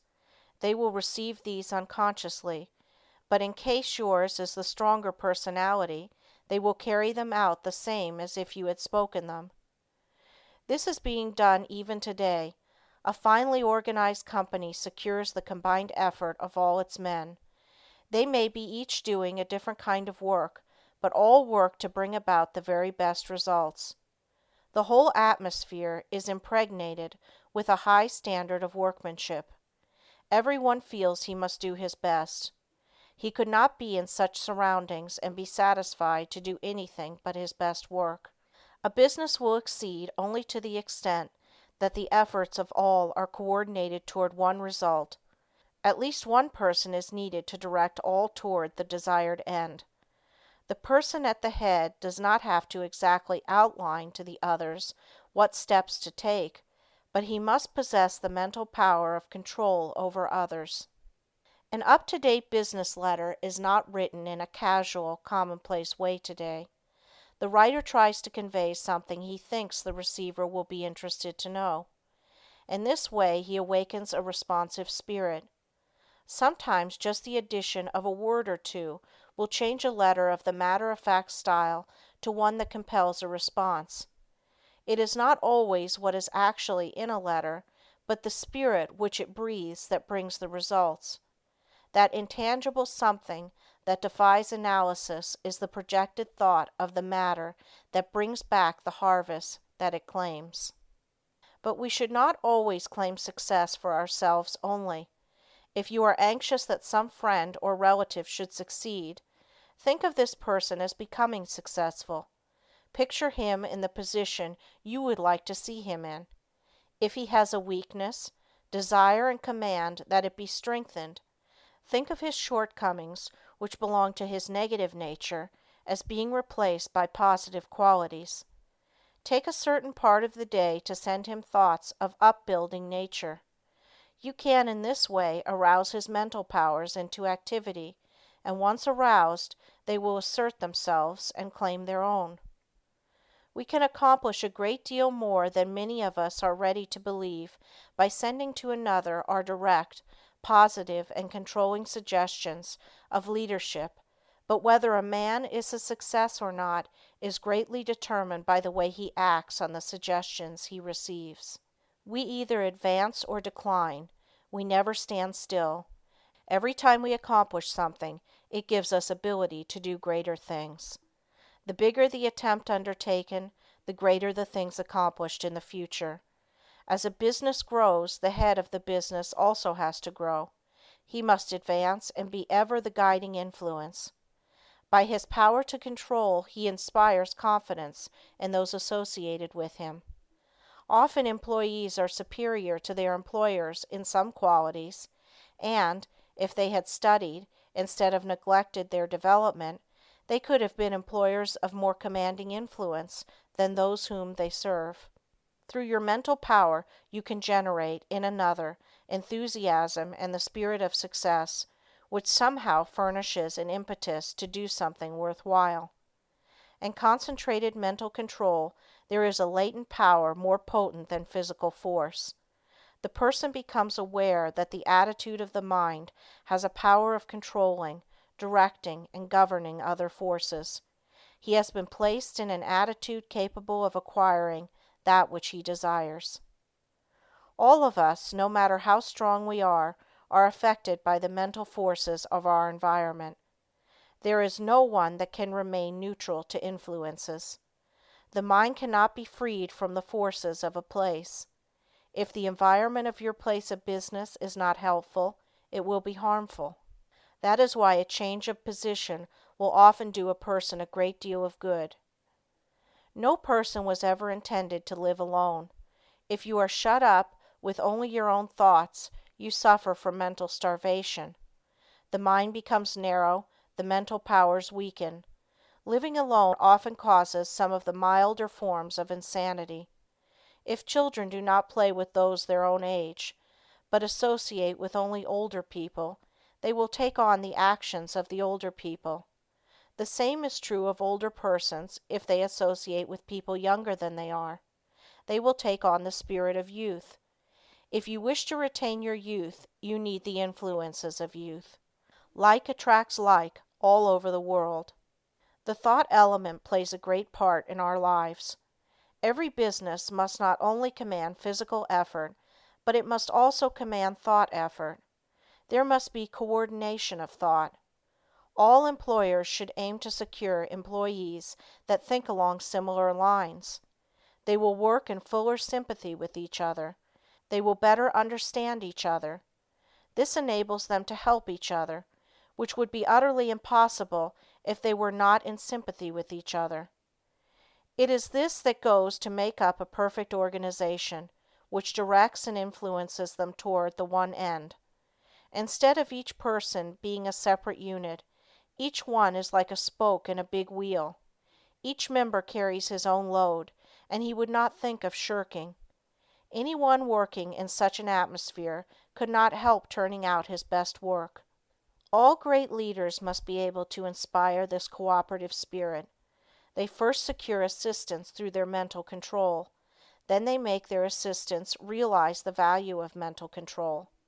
Soon there is a close bond between them. They are working toward a single purpose. They profit by their combined effort. The result is that they accomplish much. If your business is conducted in the right spirit, you can instill your thoughts and your ideas into your employees. Your methods and ideas become theirs. They don't know it, but your mental forces are shaping their work. They are just as certain to produce results as any physical force in nature. The up-to-date businessman of the future is going to take pains to get his employees to think and reason better. He will not want them to become depressed or discouraged. There is time that instead of being wasted, he will endeavor to have them use in concentrated effort that will be profitable to both employer and employed. There must be more of the spirit of justice entering into the business of the future. There is a firm I know that will not hire an employee until he has filled out an application blank. No doubt those that fill it out think it is a foolishness, but it is not. A capable manager can look over this application blank and pretty nearly tell if this person will fit into his management. The main thing he wants to know is the applicant's capacity for efficient, cooperative effort. He wants persons that have faith in themselves. He wants them to realize that when they talk of misfortunes and become blue, they are likely to communicate the same depressing influence to others. The up-to-date manager wants to guard against hiring employees who will obstruct his success. You must realize that every moment spent in thinking of your difficulties of the past, every moment spent in bad company, is attracting to you all that is bad, is attracting influences that must be shaken off before you can advance. Many firms prefer to hire employees that never worked before so that they have nothing to unlearn. They are then not trained, but have had no bad business habits to overcome. They are more easily guided and grasp the new materials more effectively because they are not contrary to what they have already learned. They are at once started on the right road, and as they cooperate readily, they receive the mental support of the management and learning the methods that have been perfected. This inspires confidence in themselves, and they soon become efficient and, finally, skilled workers. Most big business firms today employ efficiency experts. Each day or week, they are in a different department. They earn their money because they familiarize persons with very little business experience with plans that have taken the expert years of training and much money to perfect. The attitude we take has a great deal more to do with our success than most of us realize. We must be able to generate those forces that are helpful. There is a wonderful power in the thought rightly controlled and projected, and we must, through concentration, develop this power to the fullest possible extent. We are surrounded by many forces of which we know but little at present. Our knowledge of these is to be wonderfully increased. Each year we learn more about these psychic forces which are full of possibilities, of which we are not even dimly conscious. We must believe in mental control, learn more about it, and use it, if we want to command these higher powers and forces which will unquestionably direct the lives of countless future generations. End of Lesson 18. Lesson 19. A Concentrated Will Development. New Method. You will find in this chapter a most effective and most practical method of developing the will. You can develop a strong one if you want to. You can make your will a dynamo to draw you to untold power. Exercises are given which will, if practiced, strengthen your will, just as you would strengthen your muscles by athletic exercises. In starting to do anything, we must first commence with elementary principles. Simple exercises will be given. It is impossible to estimate the ultimate good to be derived from the mental cultivation that comes through these attempts at concentration. Even the simple exercises are not to be thought useless. In no respect, writes Dr. Oppenheim, can a man show a finer quality of willpower than in his own private, intimate life. We are all subjected to certain temptations. The will decides whether we will be just or unjust, pure of thought, charitable in opinion, forbearing in overlooking others' shortcomings, whether we live up to our highest standard. Since these are all controlled by the will, we should find time for plenty of exercises for training of the will in our daily life. You, of course, realize that your will should be trained. You must also realize that to do this requires effort that you alone can command. No one can call it forth for you.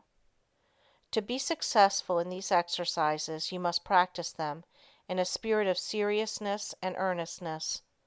I can show you how to train your will, but your success depends upon your mastery and application of these methods. New methods of will training.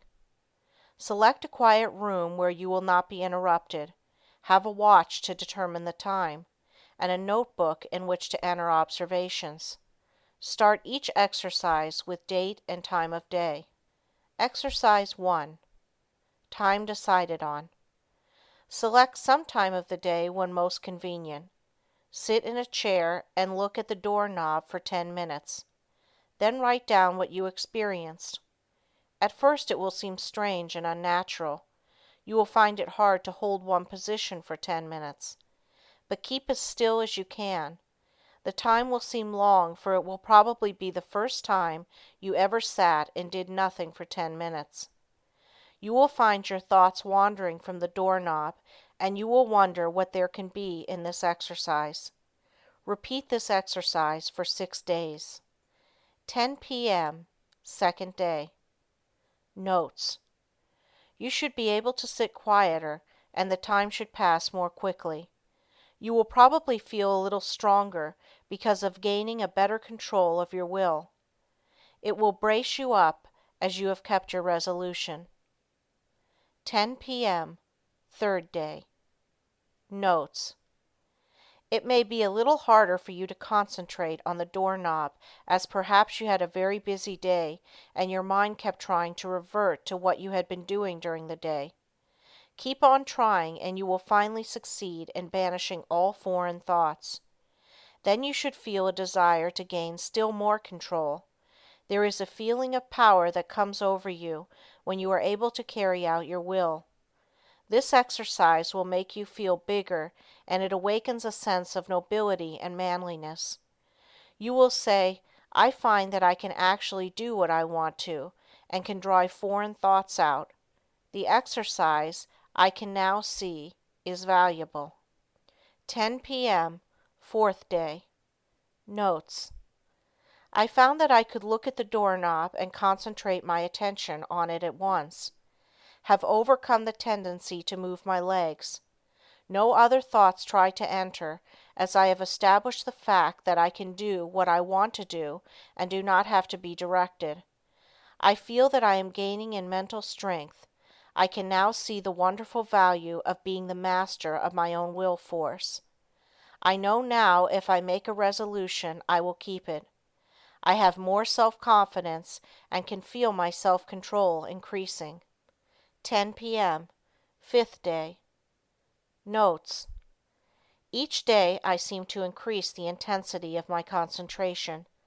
I feel that I can center my attention on anything I wish. 10 p.m., sixth day. Notes. I can instantly center my whole attention on the doorknob, feel that I have thoroughly mastered this exercise, and that I am ready for another. You have practiced this exercise enough, but before you start another, I want you to write a summary of just how successful you were in controlling the flitting impulses of the mind and will. You will find that this is an excellent practice. There is nothing more beneficial to the mind than to pay close attention to its wonderful, subtle activities. Exercise 2. Secure a package of playing cards. Select some time to do the exercise. Each day at the appointed time, take the pack in one hand and then start laying them down on top of each other just as slowly as you can, with an even motion. Try to get them as even as possible. Each card laid down should completely cover the under one. Do this exercise for 6 days. First day. Notes. Task will seem tedious and tiresome. Requires the closest concentration to make each card completely cover the preceding one. You will probably want to lay them down faster. It requires patience to lay them down so slowly, but benefit is lost if not so placed. You will find that at first your motions will be jerky and impetuous.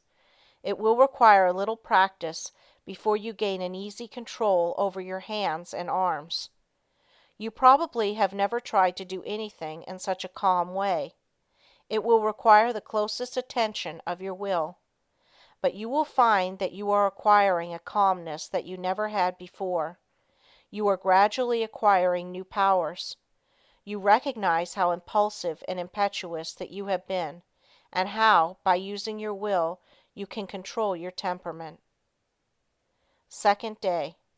Notes. You start laying the cards down slowly. You will find that by practice you can lay them down much faster. But you want to lay them down slowly, and therefore you have to watch yourself. The slow, steady movement is wearisome, but you have to conquer the desire of wanting to hurry up. Soon you will find that you can go slowly or fast at will. Third day. Notes. You still find it hard to go slowly. Your will urges you to go faster. This is especially true if you are impulsive, as the impulsive character finds it very difficult to do anything slowly and deliberately. It goes against the grain.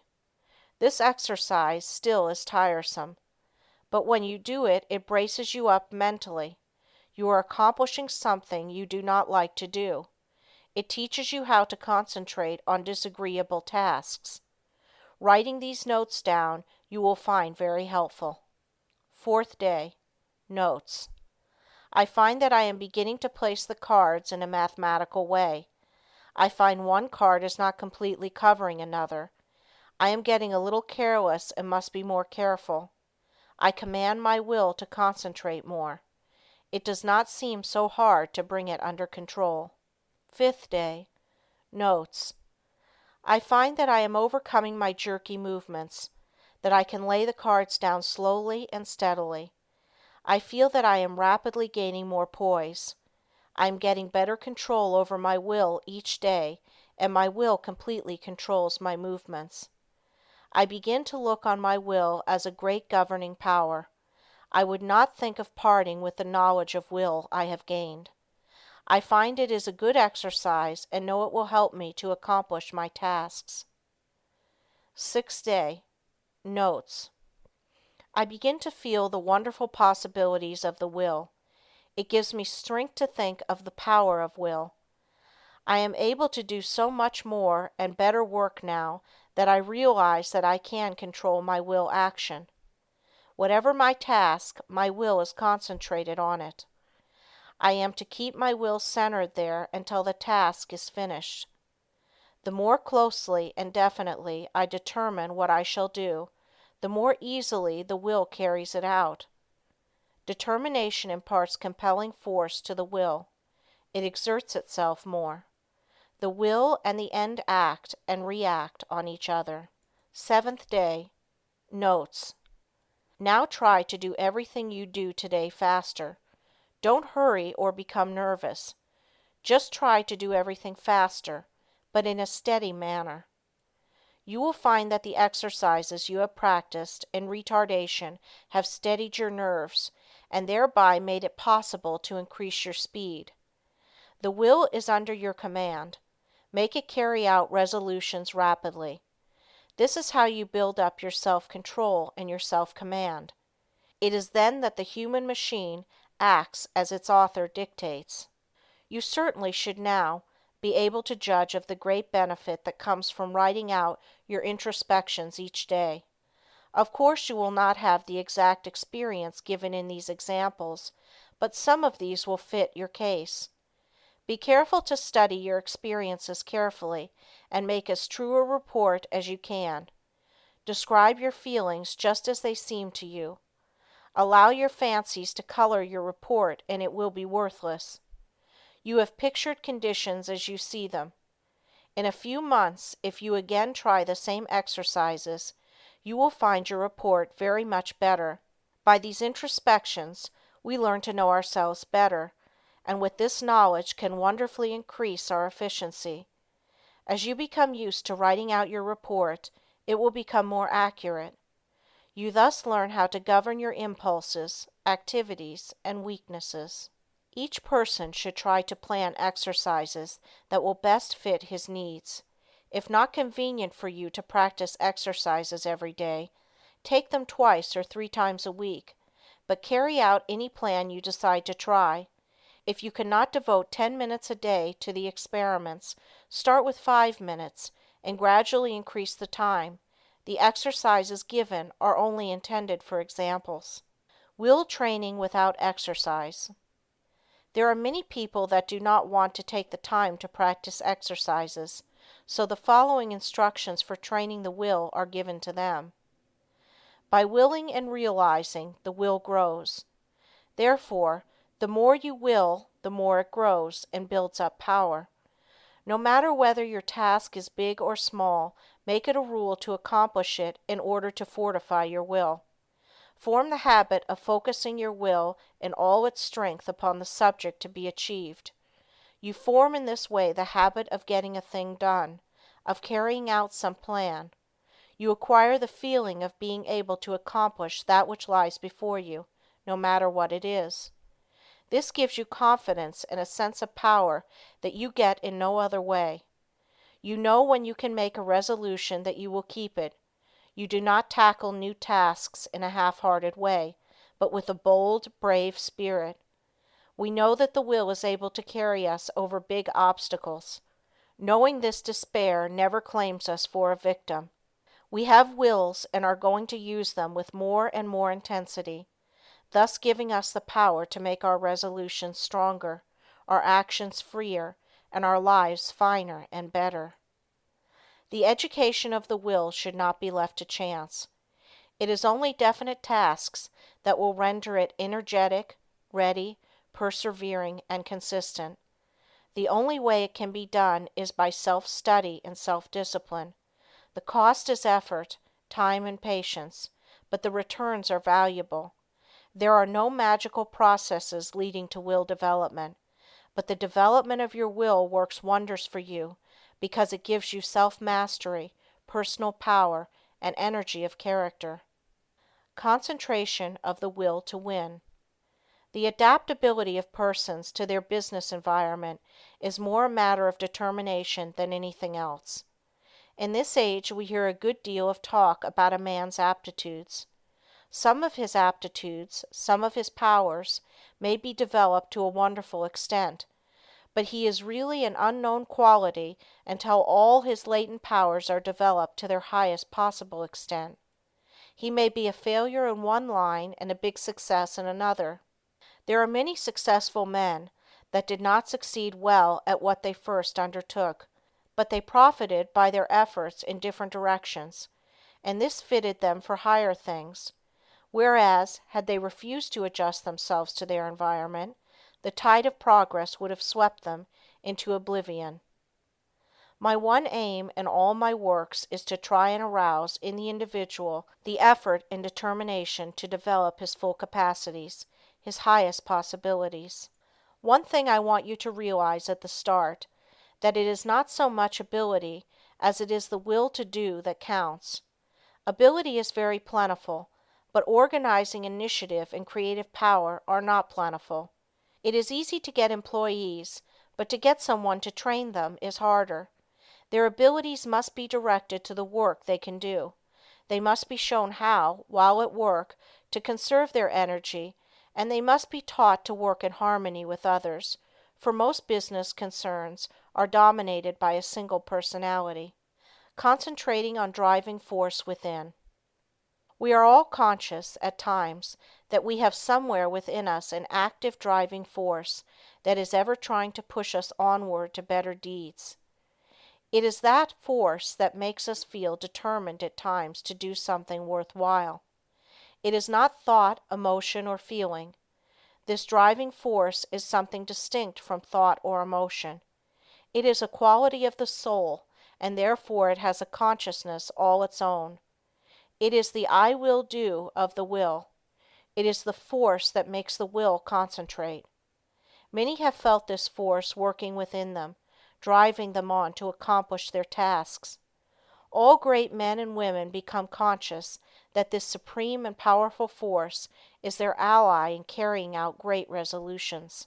This driving force is within all, but until you reach a certain stage, you do not become aware of it. It is most useful to the worthy. It springs up naturally without any thought of training. It comes unprovoked and leaves unnoticed.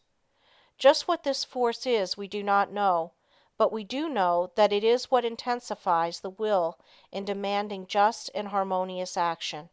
The ordinary human being, merely as merchandise, if he could be sold as a slave, would be worth $10,000. If somebody gave you a $5,000 automobile, you would take very good care of it.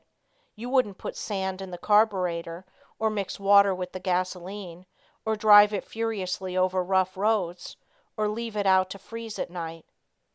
Are you quite sure that you take care of your own body, your own health, your own real property, as well as you would take care of a $5,000 automobile if it were given to you? The man who mixes whiskey with his blood is more foolish than a man would be if he mixed water with gasoline in his car. You can get another car, you cannot get another body. The man who misses sleep, lives irregularly, bolts his food so that his blood supply is imperfect. That is a foolish man, treating himself as he would not treat any other valuable piece of property. Do you try to talk with men and women who know more than you do, and do you listen rather than try to tell them what you know? There are 100,000 men of 50 and men of 60 running along in the old rut, any one of whom could get out of it and be counted among the successful men if only the spark could be found to explode the energy within them now going to waste. Each man must study and solve his own problem. Lesson 20. Concentration Reviewed. In bringing this book to a close, I again want to impress you with the inestimable value of concentration, because those that lack this great power, or rather, that fail to develop it, will generally suffer from poverty and unhappiness, and their life's work will most often be a failure, while those that develop and use it will make the most of their life's opportunities. I have tried to make these lessons practical, and I am sure that many will find them so. Of course, the mere reading of them will not do you a great deal of good, but if the exercises are practiced and worked out and applied to your own individual case, you should be able to acquire the habit of concentration in such measure as to greatly improve your work and increase your happiness. But remember, the best instruction can only help you to the extent to which you put it into practice. I have found it an excellent idea to read a book through first, and then reread it, and when you come to an idea that appeals to you, stop and think about it. Then, if applicable to you, repeat it over and over, that you will be impressed by it. In this way, you can form the habit of picking out all the good things you read, and these will have a wonderful influence on your character. In this closing chapter, I want to impress you to concentrate on what you do, instead of performing most of your work unconsciously or automatically, until you have formed habits that give you the mastery of your work and your life powers and forces. Very often, the hardest part of work is thinking about it. When you get right into it, it does not seem so disagreeable. This is the experience of many when they first commence to learn how to concentrate. So never think it a difficult task, but undertake it with the I will spirit, and you will find that its acquirement will be as easy as its application will be useful. Read the life of any great man, and you will generally find that the dominant quality that made him successful was the ability to concentrate. Study those that have been failures, and you will often find that the lack of concentration was the cause. One thing at a time, and that done well, is a good rule, as I can tell. All men are not born with equal powers, but it is the way they are used that counts. Opportunity knocks at every man's door. Those that are successful hear the knock and grasp the chance. The failures believe that luck and circumstances are against them. They always blame someone else instead of themselves for their lack of success. We get what is coming to us, nothing more or less. Anything within the universe is within your grasp. Just use your latent powers and it is yours. You are aided by both visible and invisible forces when you concentrate on either to do or to be. Everyone is capable of some concentration, for without it you would be unable to say or do anything. People differ in the power to concentrate because some are unable to will, to hold the thought in mind for the required time. The amount of determination used determines who has the strongest will. No one's is stronger than yours. Think of this whenever you go against a strong opponent. Never say, I can't concentrate today. You can do it just the minute you say, I will. You can keep your thoughts from straying just the same as you can control your arms. When once you realize this fact, you can train the will to concentrate on anything you wish. If it wanders, it is your fault. You are not utilizing your will. But don't blame it on your will and say it is weak. The will is just the same whether you act as if it were weak or as if it were strong. When you act as if your will is strong, you say, I can.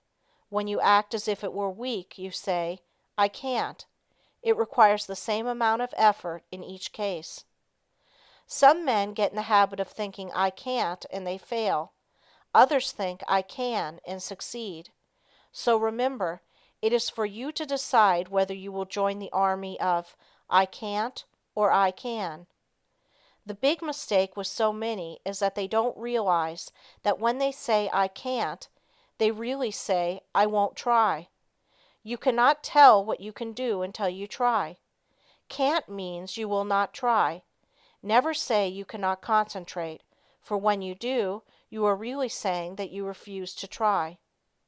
Whenever you feel like saying I can't, say instead, I possess all will and I can use as much as I wish. You only use as much as you have trained yourself to use. An experiment to try. Before going to bed tonight, repeat, I am going to choose my own thoughts and to hold them as long as I choose.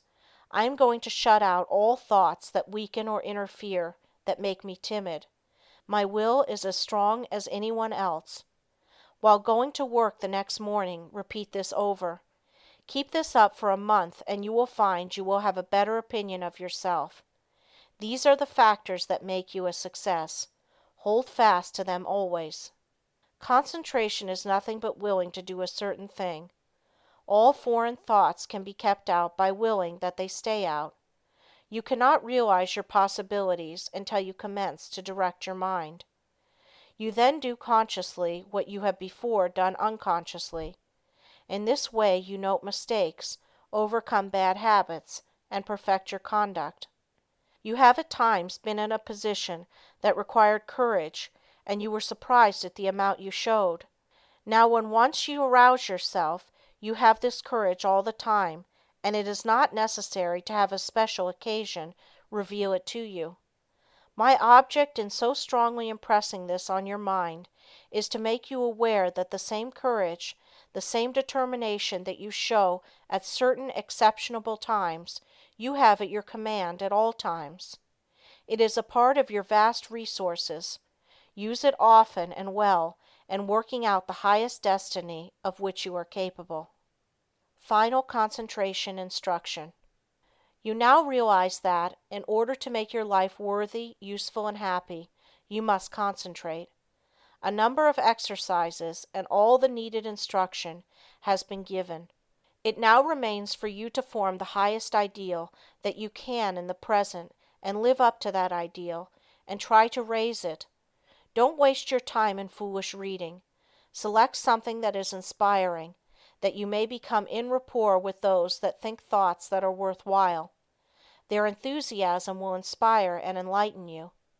Read slowly and concentrate on what you are reading. Let your spirit and the spirit of the author commune, and you will then sense what is between the lines, those great things which words cannot express. Pay constant attention to one and one thing only for a given time, and you will soon be able to concentrate. Hang on to that thought ceaselessly until you have attained your object. When you work, let your mind dwell steadily on your task. Think before you speak, and direct your conversation to the subject under discussion. Do not ramble. Talk slowly, steadily, and connectedly. Never form the hurry habit, but be deliberate in all you do. Assume static attributes without moving a finger or an eyelid, or any part of your body. Read books that treat of but one continuous subject. Read long articles and recall the thread of the argument. Associate yourself with people who are steady, patient, and tireless in their thought, action, and work. See how long you can sit still and think on one subject without interruption. Concentrating on the higher self. Father Time keeps going on and on. Every day he rolls around means one less day for you on this planet. Most of us only try to master the external conditions of this world. We think our success and happiness depends on us doing so. These are of course important, and I don't want you to think they are not, but I want you to realize that when death comes, only those inherent and acquired qualities and conditions within the mentality, your character, conduct, and soul growth will go with you. If these are what they should be, you need not be afraid of not being successful and happy, for with these qualities you can mold external materials and conditions. Study yourself. Find your strong points and make them stronger, as well as your weak ones and strengthen them. Study yourself carefully, and you will see yourself as you really are. The secret of accomplishment is concentration, or the art of turning all your power upon just one point at a time. If you have studied yourself carefully, you should have a good line on yourself, and you should be able to make the proper interior readjustments. Remember first, last, and always, right thinking and right living necessarily results in happiness, and it is therefore within your power to obtain happiness. Anyone that is not happy does not claim their birthright. Keep in mind that someday you are going to leave this world, and think of what you will take with you. This will assist you to concentrate on the higher forces. Now start from this minute to act according to the advice of the higher self in everything you do. If you do, its ever harmonious forces will necessarily ensure to you a successful fulfillment of all your life purposes. Whenever you feel tempted to disobey your higher promptings, hold the thought, "My higher self ensures to me the happiness of doing that which best answers my true relations to all others." You possess latent talents that when developed and utilized are of assistance to you and others. But if you do not properly use them, you shirk your duty, and you will be the loser and sufferer from the consequences. Others will also be worse off if you do not fulfill your obligations. When you have aroused into activity your thought powers, you will realize the wonderful value of these principles in helping you to carry out your plans.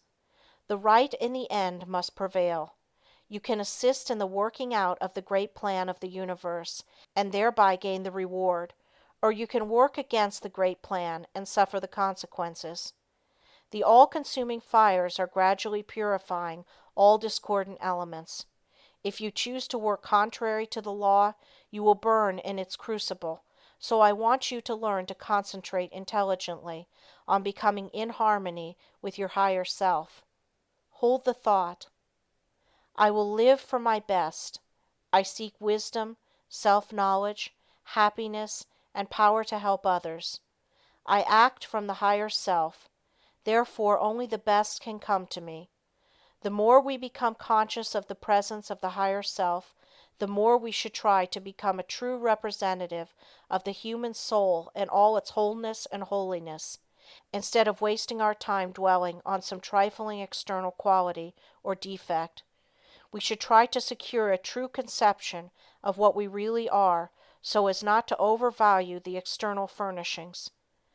You will then not surrender your dignity or self-respect when others ignorantly make a display of material things to show off. Only the person that realizes that he is a permanent being knows what the true self is. End of The Power of Concentration by Theron Q. Dumont.